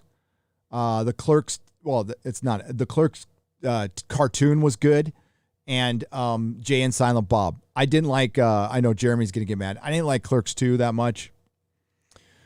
It's fine. It's fine, but I'm not going to rewatch it. There's other stuff I think is funny. And I've always kind of seen him as normie nerd, but I'm kind of a hardcore nerd, so maybe I'm a little too hardcore on that. But yeah, I saw him as a shill, and he cried for way too much stuff, but I never thought he'd fucking resort to fan blaming, right? And it all goes back into the toxic fandom thing. And I heard it yesterday. Okay, real quick. I'm looking at the time. So Robert Meyer Burnett was interviewed by some guy with the last name of Kirk, and he is some pop culture reporter. And he wanted to ask Robert Meyer Burnett about Alec Peters. Who's Alec Peters? Axanar. Have you guys heard of Axanar? Of course you've heard of Axanar. Axanar is a fan film, and there was Prelude to Axanar, which was good. It was good. It was supposed to be a much bigger fan film. This guy, Alec Peters, crowdfunded hundreds of thousands of dollars, and at first he got the right people together. There was a lot of very, very, very talented professional people on this show. It was I remember hearing about it at Comic-Con. I never went and saw it at Comic-Con. I watched it much later. But it was a big deal. It was a big deal, and then this led CBS to sue the fan film thing because they thought Alec Peters was making a little bit too much money, blah, blah, blah. Lawsuits happen. But it was a success. But then, as with all things do, or as with all things in Hollywood, most shit gets killed by egos. It's not even money. There's one thing that trumps financial success in Hollywood, and it's fucking ego. A guy would rather set $50 million on fire than look bad, or gal, in Hollywood. So Alec Peters, by all accounts, had a massive ego, but he didn't have a lot of talent. So all the people he brought in that were talented, that made Prelude to Axanar, left. And they all left because Alec Peters, by all accounts, was kind of a douchebag. So, and believe me, in my limited experience with the guy, I can totally believe that. That's just my opinion, based on my interactions with the guy. But, and I'll talk about those. But, that being said, Axanar was really fucking good. Prelude to Axanar was really, really fucking good. But in the middle of this interview, so we're talking about Alec Peters and we're talking about fan films, and Robert Meyer Burnett's just ripping him a new asshole, and it's fucking great. Then he goes, okay, so the interview goes, so how does this relate to toxic fandom? I'm like, what the fuck? Where did you pull that out of your ass? Toxic fandom? Toxic fandom. What does Alec Peters' fan film have to do with toxic fandom? I'm so fucking sick of this term. So Hollywood, creatives in Hollywood, if you are really interested in mending fences, don't ever let that escape your pie hole again. Yes, there's assholes out there. Deal with it. Grow a fucking spine. Grow a fucking pair of balls. Deal with it. I get shit every fucking day. Az gets shit every fucking day. All of us do. It's not that big of a deal. It's just a name, an anonymous account saying like, I should eat a bag of dicks and I got a face you'd like to punch. Okay. So what? So what? But damn, when I heard that, it just derailed me. It just took me out of the whole thing. I'm like, what are you fucking talking about, dude? And it's like the guy wanted to talk about it. It's like on his mind. And it's this adversarial thing that's always kind of been there. The access media hates the fans. Although the access media needs them. Why does the access media hate the fans? Well, because they want to be creatives. Most of the people in the access media want to be creatives. And that's their one way to get in. Or be near them. They're starfuckers. They're really into that cult of the celebrity thing. Then there's people like in the chat here where I just like the thing. I like the project. You know, I'm somewhat interested in what goes into making it, but it's not that important to me. I could never hear an actor interview for the rest of my life and I would be fine. I don't seek out interviews with actors or creatives. I don't necessarily need to know how a thing was made. If it's great, it's great. I'll just take it as it is. I love the art form and I love the finished product. I'm way more interested in like how a comic is made than a film. I edit. You know, I love editing. Editing is great. I love the job. I loved building a narrative out of nothing. That was it's a great challenge for somebody with ADHD because one of the things that goes with ADHD is it's not all fragmentation, it's hyperfocus. So ADHD, those of us with ADHD, we will make plans that we really want to keep. We'll write it down, we'll set an alarm, and we'll still forget about it 2 days later. It's part of the thing, whatever it is. And ADHD is just a label put on it. I think it's just human nature to me. But it's part of something I deal with, and it's believe me, it's annoyed my family members and stuff. It's not anything I do on purpose. It's just part of the deal, whatever. But there's also the flip side of that where we obsess on shit, like hyper obsess. And that's why somebody with ADHD, if you're an editor, can really work well. I did a couple of gigs where I had to do some reality show, right? And I had to make something out of fucking nothing. And I wouldn't sleep. And I spent a week. I think I slept like 5 hours in this week, and I put together and made somebody very, very happy. I got paid very well. And it was a couple of fucking Kardashians being annoying and like there was nothing there and I made something out of it. It was fun. It was fun. I actually enjoyed the hell out of it. But I never, like, outside of that, I don't need stars. I don't need creatives. I just like the art itself as it is. And when I got into this, right, I was just here to like kind of celebrate it. I wanted to review television and fucking celebrate it. I thought we were on the edge of a renaissance in television. I'm like, the streaming service is coming. We're going to have investor money floating around Hollywood for the next 5 to 6 to 7 years. So they're going to be able to make the projects that they wouldn't normally make. They're going to take risks that they normally wouldn't take. And for about a year or two, it really looked like it was going in that direction. You know, Battlestar Galactica wasn't the first serialized show to do what they did, but they were the bar, right? So we're like, we're going to get more Battlestar Galacticas, and that's fucking good. So it looked like things were going great.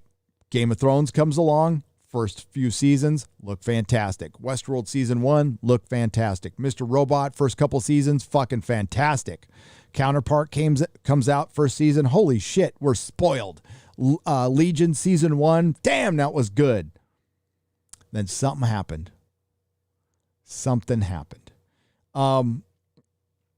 Yeah, Harvey Weinstein happens. And the election happens, and Hollywood takes what should have been their renaissance and flushes it down the fucking toilet. And that connection with government and Hollywood and entertainment, when I say Hollywood, I mean entertainment, the veil comes off of that. There have been some articles, right? And listen, this is what sucks about the division in our media.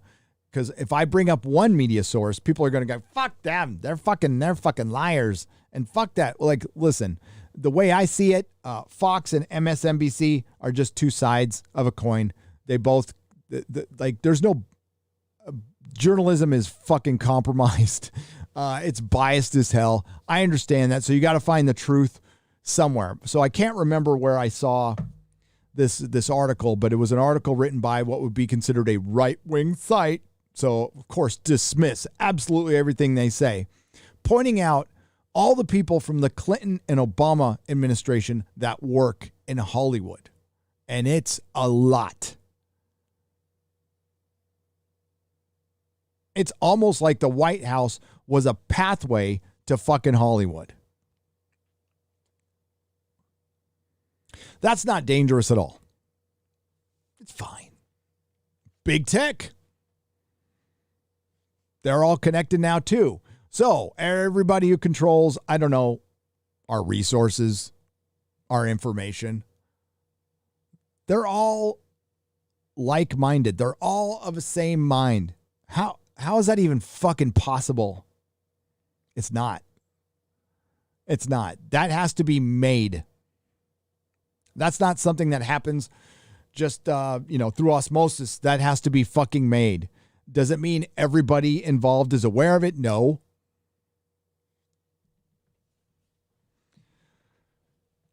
So now we have the propaganda wing. And like I said before, a couple of years ago, I thought it was fucking nuts saying that shit. Now it's, oh yeah, it's propaganda. WG for $50. Hail Gary, I'd like your thoughts on the movie Turbo Kid. It's sort of a Mad Max on BMX bikes with a healthy dose of homage to 80s movies. Great show today. Keep on fighting the good fight, brother. I remember Turbo Kid. Somebody told me about Turbo Kid like early on in my early live streaming days. And I haven't thought much about it since. But I haven't watched it. I'm aware of it though, WG. Maybe I will watch it. But yeah, somebody brought that up in one of my live streams back in the day when I had like 10 people watching, and I'm grateful for, I was grateful for that, by the way. Thank you, WG. But you bring up Mad Max. Fury Road. If you go back and if you dig deep, you will find my Fury Road review, and I love it. I thought it should have won Best Picture. I was pissed it didn't win Best Picture. I acknowledge that Max is not really the star in his own show, but I thought George Miller's directing was a fucking achievement, especially considering the guy's 70 plus years old. I wasn't aware of what was going on. So see, this shit started before The Orange Man and before Harvey Weinstein. This shit was planned. So why would you take a Mad Max movie with Tom Hardy and star Charlize Theron, who was okay? She was fine. Remember, I walked out of that movie thinking it was an achievement, a cinematic achievement. And I still think there's some outstanding fucking camera work done and a bunch of stuff. And I was even questioning some of the criticism. But it wasn't until I watched a video much later, and I've told this story before, where it just doesn't, the video doesn't just break down the story. It breaks down the visual symbolism, which is everywhere. Everywhere. And I'm legit giant fan of Mad Max. Okay. I fucking watch those movies over and over again. I even bought the soundtrack and sang along with Tina Turner. We don't need another hero. I was with it. And I don't even like that kind of music. And I was like singing along with it. And loved fucking Beyond Thunderdome, The Road Warrior, one of my favorite all-time fucking movies. And I was so happy when they finally released Mad Max, the real fucking version on DVD without the fucking American dub. And I got to see it for the first time with the Australian, with the true, the Australian version. And it made like the movie 1,000 times better, by the way. But then, so that video kind of woke me up. And I can't even remember who made the video. This guy with a beard. Not my kind of beard, like a normal kind of beard. But that was just the first step in this little journey. And once you see behind the curtain, there's a fucking Oz there. There is a fucking Oz there. And I've got it pinned down to, I don't think there's a cabal who sits there and plans out all the events of everything every day. I think it's a little push there, a little shove there, a little there. And I think Spielberg is a big part of it. Spielberg is a big, big part of it. But it's a work in progress because I don't know. What I do know is being a hero is bad now. Being male is bad. And no, it's not just white male. It's male now. Wait till we see Shang-Chi. And Shang-Chi will be trained by his mother. Wait till we get the Conan movie on Netflix, and it'll be Conan's mom who gives him the riddle of steel. And like I said, in isolation, once in a while, it's fine. But like, I promise you, Conan, his mom will teach him the riddle of steel, and it will be 17 women and Conan following Conan around, and it'll be just like The Witcher. The Witcher, I hear, doesn't get the most screen time in season 2. That goes to Yennefer. It's just the same fucking thing over and over and over again.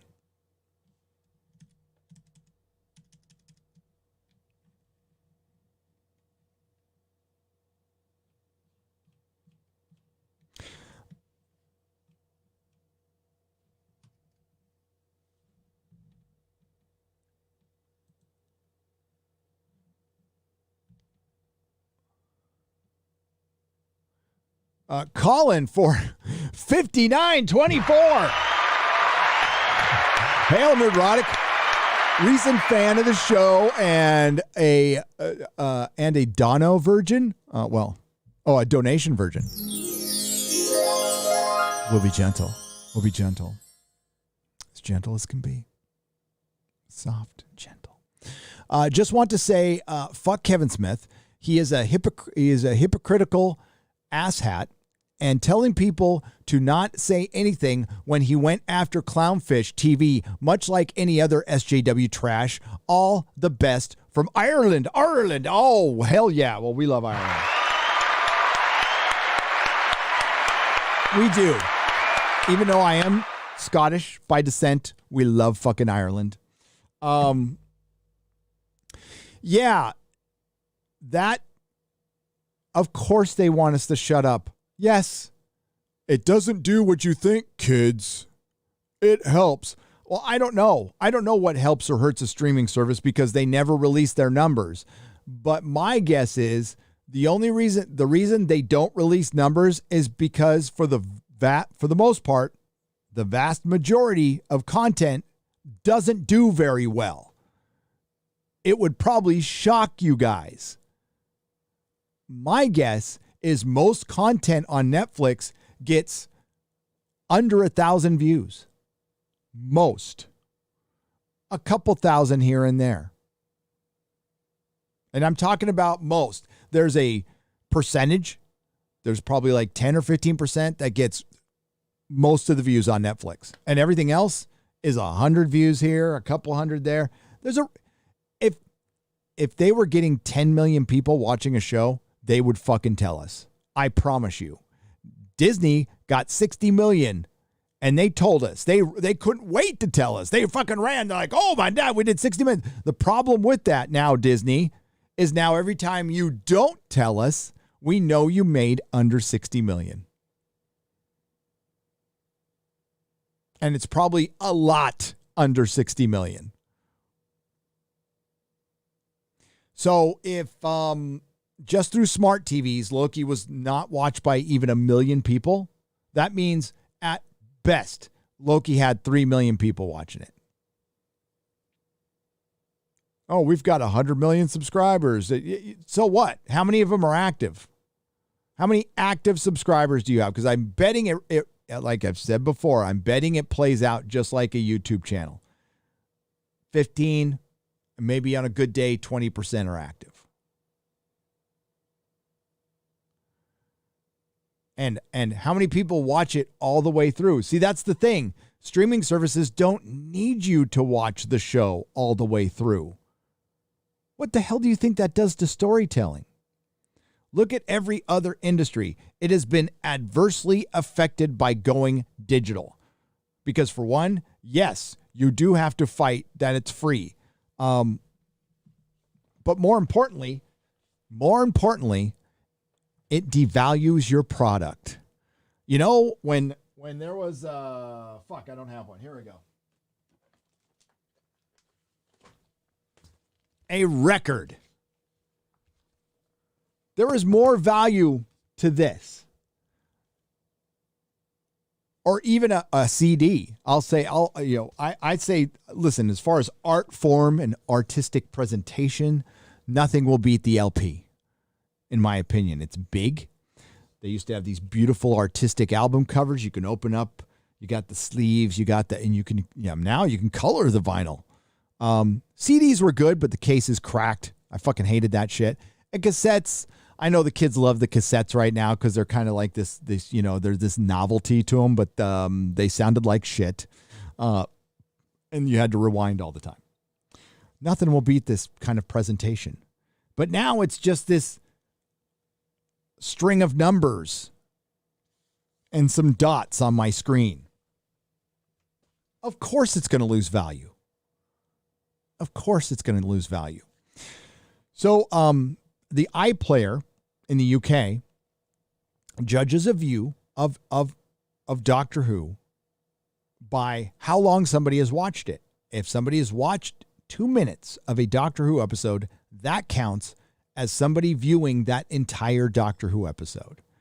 I did some math on one of my videos, some maths. And what I did was I compared it to my analytics, the analytics to all two of my channels at the time. So I just used the same formula. And I'm like, it's got to be close. It's probably not exact, but it's got to be close. Of all the people who watched Doctor Who on the iPlayer, the only people who watched the episode all the way through are 15%. 15% of that number that they gave you. And I'm guessing it's the same for Loki. So out of the million people that watched it, or they say watched it, only about 300,000 watched the episode all the way through. So that means, in reality, I'm guessing that Loki was watched by about 1.5 million people, which is enough for it to trend on Twitter and make it look insanely popular, but it really wasn't. And that's why, just like with Netflix, Disney subscribers have leveled out too. They have a net positive gain, but it's leveled out. And it's because there's too many streaming services, and Disney basically put up web series. And you can't do that now. The streaming service has to be your focus. And here's the rub.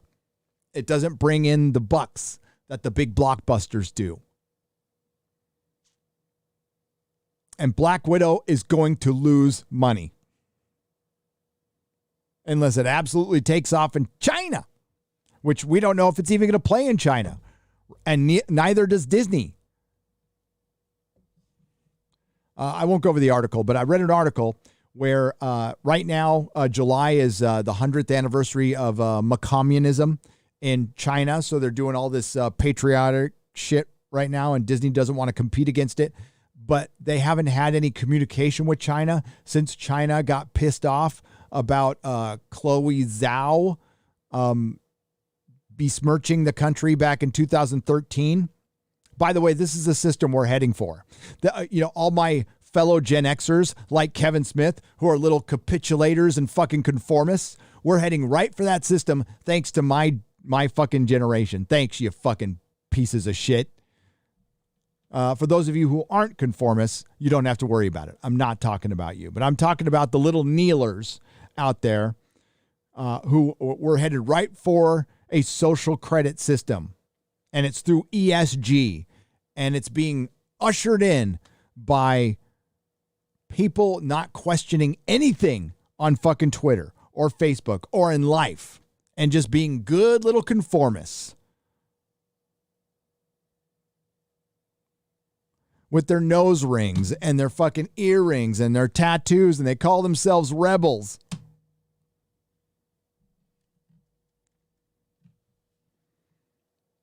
Yeah, so Chloe Zhao, who kissed China's ass afterwards, criticized her government in 2013. She wins an Academy Award and they ban her fucking movie. They banned her movie and now they're banning the Eternals. And they might ban Shang-Chi. And the reason they're going to ban Shang-Chi is hilarious. And it's based on the look of the characters. It's so crazy. It is so fucking crazy. Look into that one. I can't get into too much because I would have to reference it. So Black Widow's caught up in this. And we don't know. It probably will eventually, but right now, Disney's probably going to have to give something up. That's probably what it is. They're probably going to have to give up another 10% to their Shycom overlords.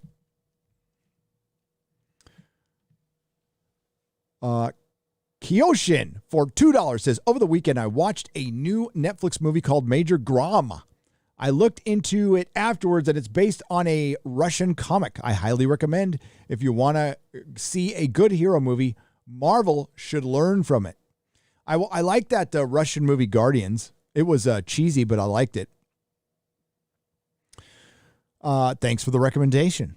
Jamie Foxx. Is this the Jamie Foxx who I have criticized being so buddy-buddy with Hugo Chavez and dictators? No, this is different Jamie Foxx. My father had a biopsy yesterday, which caused his lung to collapse. Oh, no. That happened to Steven Crowder recently, too. Thanks for keeping me company while I sit with him. Oh, well, give him my best. I hope he's going to be okay. That sounds painful. P.S. When you and Az are together, who is the Falcon and who is Captain America? Well, I'm Captain America. I'm always Captain America because I'm American. Az is a fucking British American. He's the Union Jack. He's the Union Jack, who I love that character. I've been looking for a good 1/6 custom of Union Jack, and I think you might be able to make one out of Spider-Man 2099, possibly. But I haven't been able to find one. Hollywood won't apologize until they... I've read that one already. So we're going to go over here because that was on the donation side. We're going to go back to Super Chats.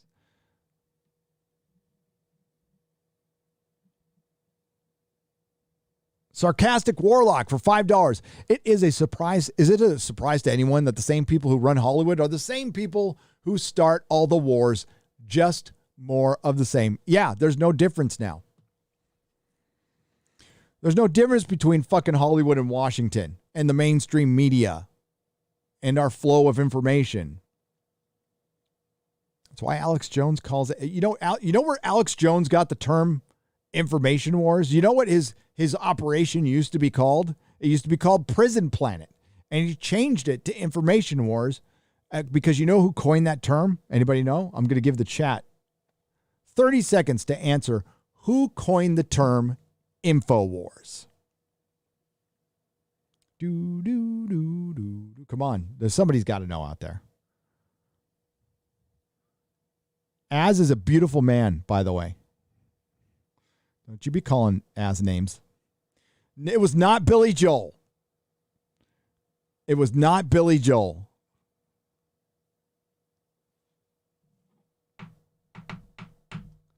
It was not Art Bell. Yes, you got the right. There's the answer. W1. I can't say your freaking name, but here it is. Go to chat. Yeah, there you go. You should be there. You are correct, sir.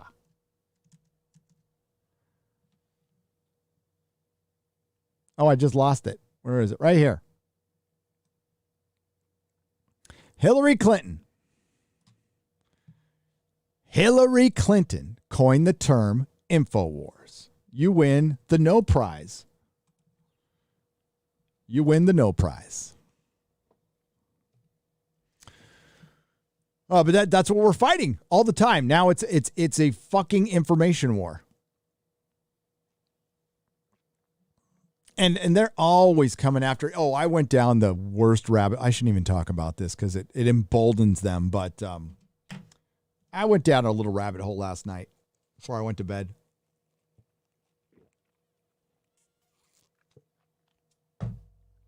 ankle biters. I went down an ankle biter rabbit hole. It was so funny. They're going after my boy, Brian Kennel. My son Brian Kennel from REO Speed Post. They're going after him quite a bit. Jeremy, they're still going after Jeremy, but they're going after Brian pretty hard. And it's these channels that just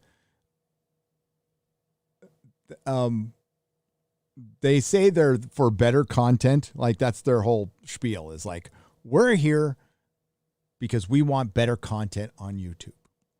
And these channels are the arbiter of the better content. But they can't show themselves on camera, get a good avatar, get a good mic. And listen, we all start somewhere, okay? And that's okay. If you're an up-and-coming YouTuber, I would highly recommend that you do not go down this road as far as content is concerned. It is a way to get that first, I'd say, 1,000 subs. But it's going to be hard to maintain it because your whole content is based on going after somebody's content. And not that I'm performing any rocket science here, because I'm not.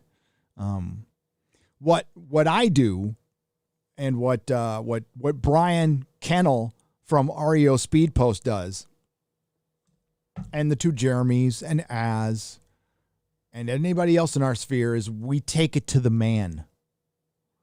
That's our thing. We are just fans. All right? Kind of a blue collar operation. Right? We talk to the working man and woman out there. Which I am. This is like, I'm pleased as punch to do that, by the way. I am just completely happy doing this the rest of my life. I don't need to talk to Kevin Smith. I don't need to talk to George Lucas or Kathleen Kennedy. I don't give a fuck. I'd rather talk to you guys. I'd rather hear what you think about the Ghostbusters trailer than anybody who works on it. Could care less. Because I know you give a fuck. You give a fuck. And I'd rather talk to people who give a fuck. But yeah, we take it to the man. That's what we do. So when you're taking it to us, like certainly we're not above criticism. Call us out all day long. Keep doing it. Great. No problem. But when you're talking about us, you're just talking about fans. See, and this brings us to Kevin Smith. When you accuse fandom of ridiculous things, and okay, review bombing has never been proven. And you know who could prove? You know who could prove it? Rotten Tomatoes. Rotten Tomatoes can provide us with proof that there's review bombing. They could come out, show the numbers, and show, look, there is like one ISP number voting 1,000 times or something. Whatever. There's probably 1,000 ways they could provide the proof, and they never have.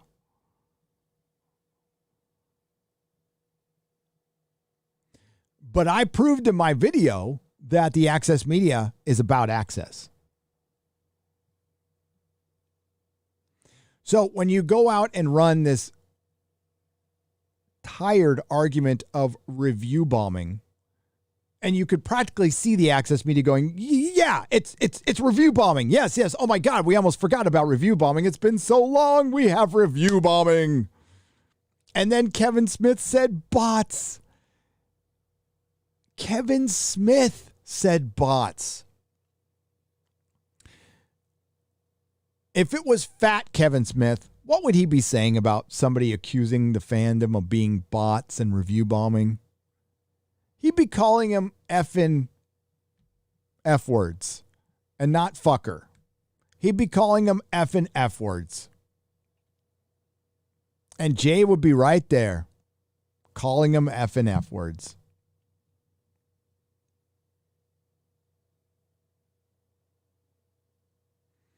So, yeah, when it comes to making better content on YouTube, I would say be the change you want to be. Be the change you want to be. Beep, boop, bop. We love Gina Carano. We love Gina Carano. Gina Carano is fucking One of the only real ones there. And biggest balls in Hollywood, by far. It was nice to see Joe Rogan take up for her a couple. I watched that a couple of weeks ago. It was nice to see that. A little late. Little Witch for $5 says, "Hail, Gary. Is it true that Az is moving into your spare room in Texas?" Not true. Not as of yet. Not banned account for $1.99. Kevin Smith killed the He-Man franchise twice. He did. Oh, yeah, Jack Skirata for $4.99. Thanks for bringing this up. I was trying to forget it. I'm going to love watching I Am Not Starfire get stomped by 3-foot-tall hedgehog in comics. Sonic is the one remaining Western comic I'm invested in. Sonic fans are a fucking passionate bunch. They are. I've got to read I'm Not Starfire by the weekend, and I heard it's 166 effing pages. Oh, I hate you, Yellow Flash. Paul Logan, welcome to the Jaloja level. I appreciate it. Sean McD for $20. Sorry, Gary, a little off topic, but have you ever read the Foundation series? This in June,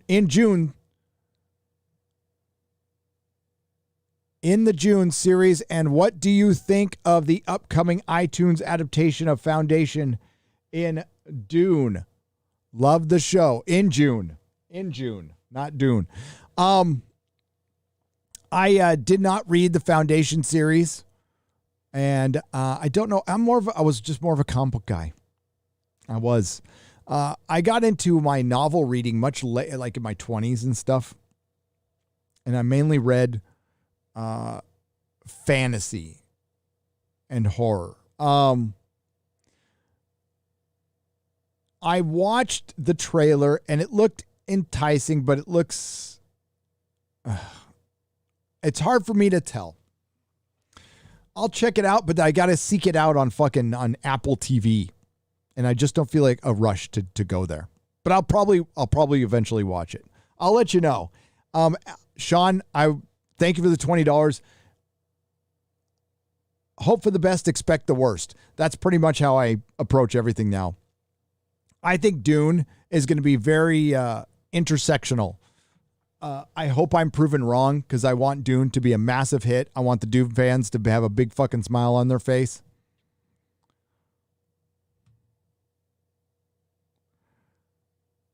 One argument that I saw this from a channel that I like, so I won't say his name, but the channel came out and said, sci-fi has always been woke. Comics have always been woke. No. Conscious? Sure. Have they always told morality tales of right and wrong? Like racism is bad? Yes. War is bad? Genocide bad? Yeah. They've always told those stories. Those aren't woke. That's called being moral and human. When we say woke and intersectional, it's, I don't know, putting a female head on an Arnold Schwarzenegger body, telling us that we're going to get a He-Man show, and then killing He-Man in the first episode. And then making that character annoying as hell. That's woke. That's what we mean by woke. It's when you break or subvert a narrative for the agenda. It's Luke drinking titty milk and being a coward and a quitter. That's woke, but we don't really mean woke. Okay. I know where art has always come from, especially sci-fi, because it's always put a mirror to society, and that's what I've always loved about it. My politics haven't changed. It's how you skew something. It's how you come at something, right? Because there's a way to come at it where it's very approachable and it's good.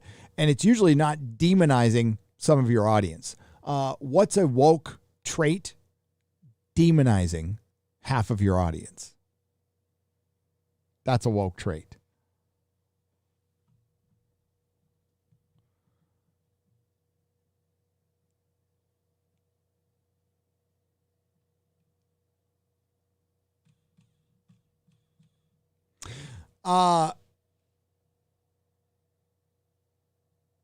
Mazit Wazad for $10. I canceled all of my streaming services and I spend the money I used to use for them on Super Chats to support content creators that respect the fans and actually, oh, it jumped on me, and actually entertaining. Hail to you. I hope I'm entertaining once in a while.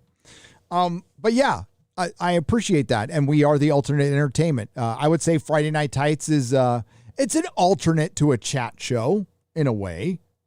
In a sense to where you don't have to watch Jimmy Fallon and you can just watch Friday Night Tights instead. That's where the similarities end. I mean, I'm not going to have an in-house band and I'm not going to have a suit and a little card at a desk and go, zippity-doo, come on, here's our next guest. Yeah, no thanks. No thanks.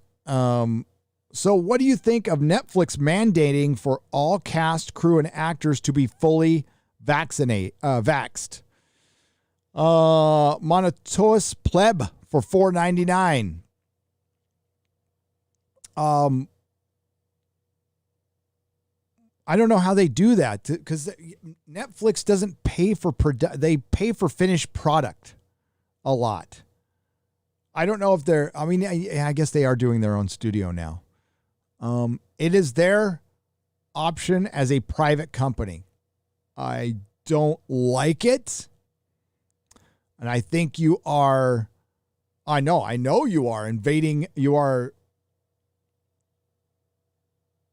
that's violating some rights. You got to be violating some rights there because, you're mandating that people make a decision with their body that they might not want to make. But you could say, then they can say no to the job, and that's what you're going to have to do. As a private company, they have a right to do it, and as an employee, you have a right to say no, and you just got to not take the work. And that's what sucks. But yeah, personally for me, I would just not work there then. I'd be all, if I didn't want to get the poke. Which is turning out to be pretty fucking irrelevant anyway. So, yeah, the state of California. I think that's a good transition real quick. The state of California. So I went to the gym this morning. I went to go get my pizza's pretty far away, so I'm like, sometimes I got to capitulate and go to the Star Whores.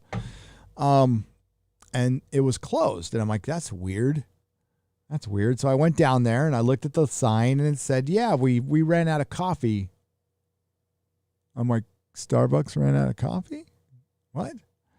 So I went up to the one inside Target, and they were out of some of the coffee, not all, but some of the coffee. And then the one down the street from me is closed too. That's weird. I'm like, is it a holiday today? Did I miss something? Is it a bank holiday? No. They just ran out of coffee. Supply chain problems. Starbucks ran out of coffee. So what we're seeing is little cracks, little crevasses in our system because we closed the system down for too long. And if there's a little bug here, a little problem over here, and it's going to get much worse if we close down again, which it's looking like we're going to do, folks. If you're in California, be ready. Be ready to be locked down again. Especially if you vote for Newsom. You guaranteed getting locked down again. It's already happened in Australia. And I remember on my night streams, I was talking to people in Australia. They're like, oh, get ready. The last time we got locked down, Australia was locked down first. They are foreshadowing for what's going to happen here. I know some people in some states won't have to do that and are not going to put up with it.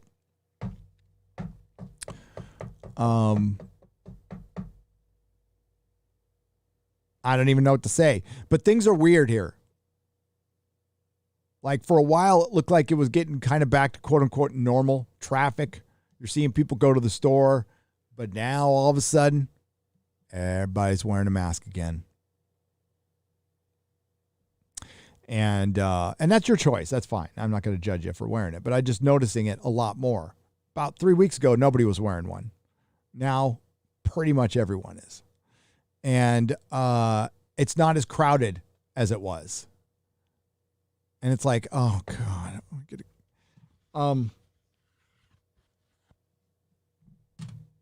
Is it going to be a never-ending cycle? Well, it doesn't have to be. It doesn't have to be if we say no. People want to stay home. They can stay home. That's fine. Please stay home.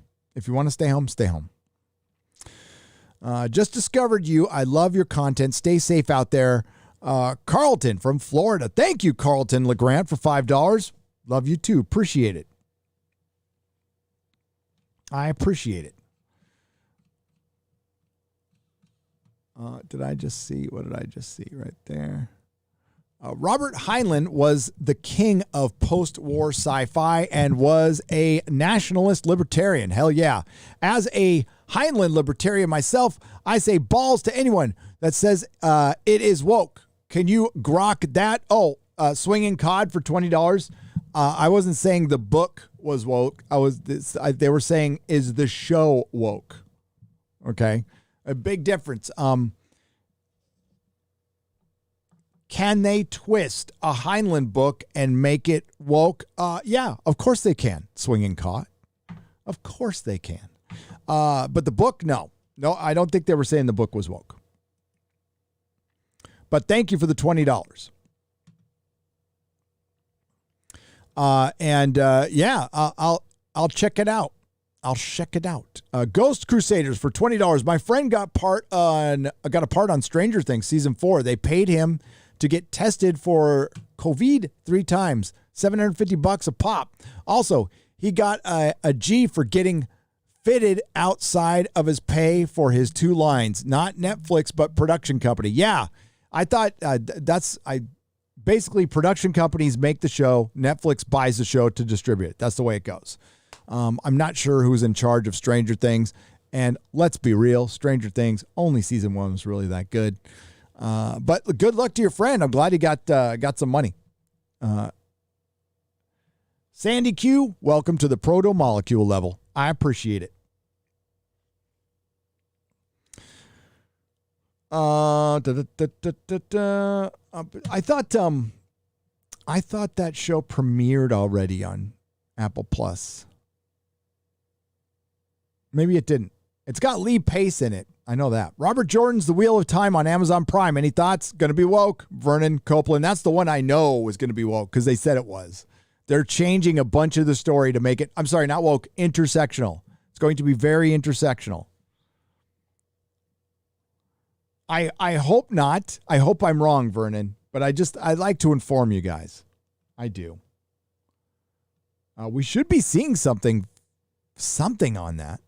Did you think what'd you think? Did you think Marvel What If will Peggy as what do I think of Marvel What If? Will push Peggy as a better captain than Steve?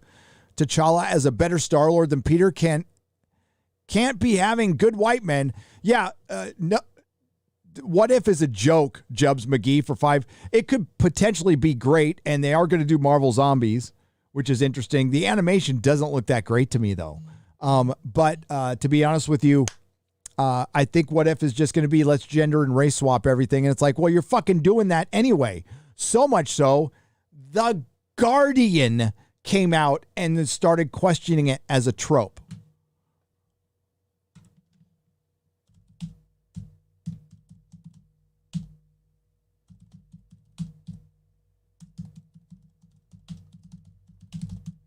Let's see if I can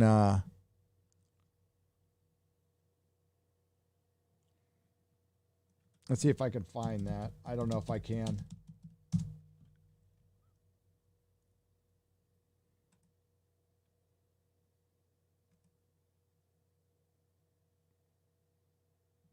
Yeah, I can't find the article. But there's a Guardian article out there that basically is calling out all the gender swapping. They're like, maybe it's a little bit too much. Oh, you think just taking a character and giving that character teats has gotten old. That's something you do when you're fucking out of ideas. Just fresh out of fucking ideas. You got nothing left in the fucking tank. Let's put tits on it. Instead of, I don't know, producing a Romana show that could Doctor Who fans would absolutely embrace that show. I've said it a million times. It would be as popular as Doctor Who. The fucking Sarah Jane Adventures was a very successful show, and it was only because Miss Elizabeth died. That was the only reason the fucking show stopped, or would have kept going. It had action for you. The people were watching. It was doing well. It was a good kid's show. I liked it. I got it all. So the fandom would have accepted, the fandom that you've been calling sexist and racist, they would have absolutely accepted that show. What they didn't want to accept is turning your male character into a woman. And a bunch of them were, you know what? A bunch of them were afraid to say something. That's why people started coming to this channel. Doctor Who fans started coming to this channel because I was like, no, this is bullshit. The Doctor's a dude. The Doctor's a dude. It's not a woman. Let's see if this works. At first, I'm like, but I don't think it's gonna. I could be wrong. And then it didn't work. And it didn't work for exactly the reasons we didn't think it would work. So here we are. And now we've got The Guardian saying the show should be canceled. And everybody knows the show is in the trash. They just did a big panel at Comic-Con and nobody's talking about it anymore. It's fucking a fart in the wind because nobody cares. It's such a shame. It is such a shame. All right, I gotta go. I'm gonna be on a live stream in 45 minutes. I'm gonna get you the channel.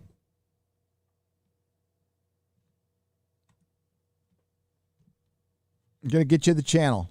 Hang on.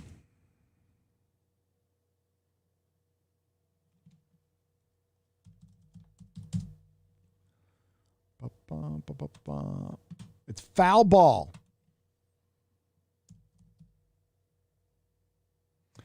Foul Ball Productions. We're going to go on Matt. Matt's going to be there. VW. Here's the link. Here's the link to the episode. I'm going to be there in about 42 minutes now. So here you go. Link is in the chat. That's where I'm going to be at. Ooh, that rhymed. That fucking rhymed. I want to say thank you to Ernesto A. Jimenez for joining the Jaloja level. Thank you, Ernesto. I appreciate it, man. You're gonna get thank you, Roger H, for the $1.99. Thumbs up. We got met a family at my comic shop from Cali, moving to Iowa to get the hell out of California. Their words. Common Sense Collective for $4.99. Yep. It's fucking dumb here. They put on a power restriction. There's a power restriction on there's a fucking power restriction on computers here now. That's right. So I know a couple of people have done videos on it, right? So we're not going to, our computers are going to suck, and we're going to have, because they put some stupid, I think it's a fine or something. It's like you're going after gamers and gaming. I have a gaming PC, by the way. It draws a bunch of fucking power. The state is just getting, it's a state run by a retard.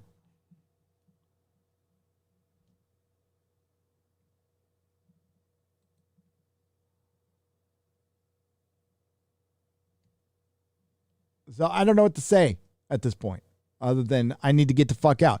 I absolutely think you need to stay and fight, but like, this is not a battle I can win. California is filled with too many Lotus eaters who are just willing to take that $600 check from Gavin Newsom and then get locked down by him again.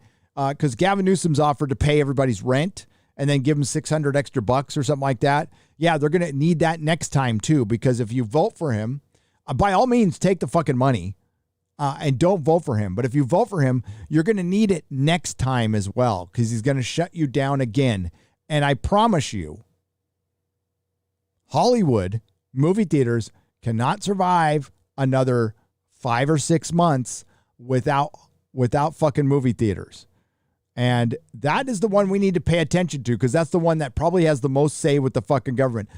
Amusement parks are not going to survive unless there's some kind of weird fix in and they're just going to print more money, which might be it. I don't fucking know.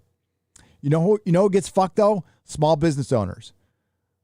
Walmart going to be fine. Target's going to be fine. Home Depot's going to be fine. All the fast food restaurants are going to be fine. Ma and Pa are fucked.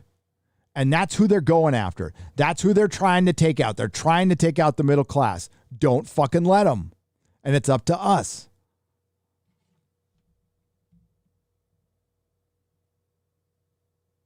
Gavin Newsom out there motherfucking smiling. My wife's driving back and forth, cleaning out our fucking house that we got to move out of while she's fucking cutting hair. She's fucking exhausted right now. Motherfucking Gavin Newsom with his fucking like hair and his like, $1,500, $2,000 suits, whatever, going to fucking restaurants where it's $1,200 fucking dollars for an appetizer. Fuck that dude. I don't like him.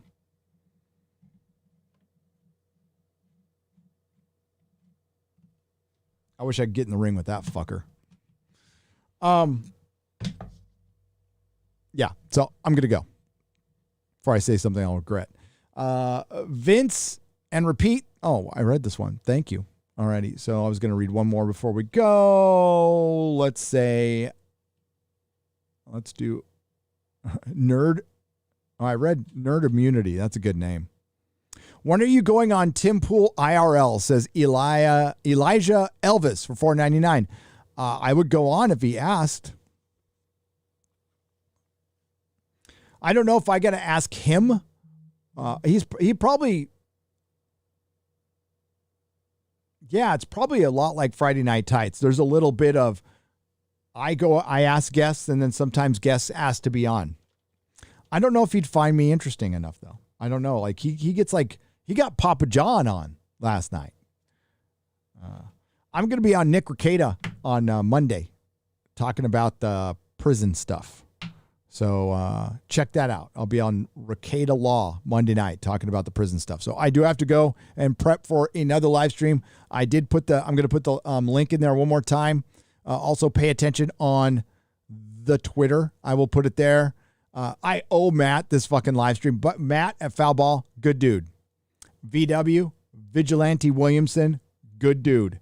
You should be checking both of them out. So Firefly, MK1, welcome to the proto-molecule level. Thank you very much. Elijah Elvis, I appreciate you asking that, thinking that I would be okay on that show. That's kind of an honor in itself right there. All right, thanks, everyone. Thanks to the Nerdrotics. Thanks, everyone who super chat and donated. It will be read. It will be read.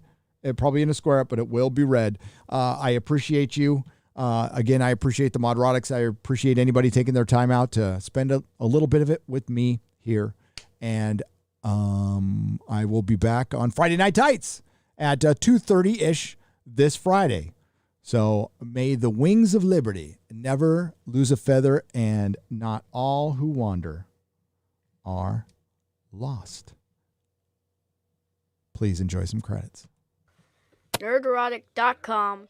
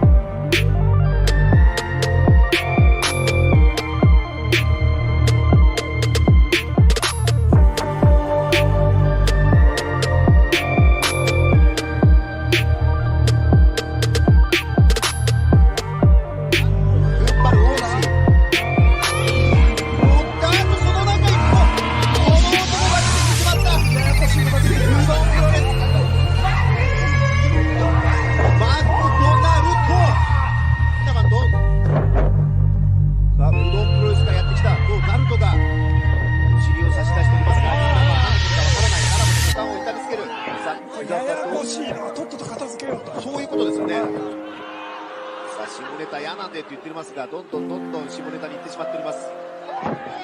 大阪では左が。イケメン式、状態。そしてそこから、バックシェイクボムからフォールいく、スリーカウント。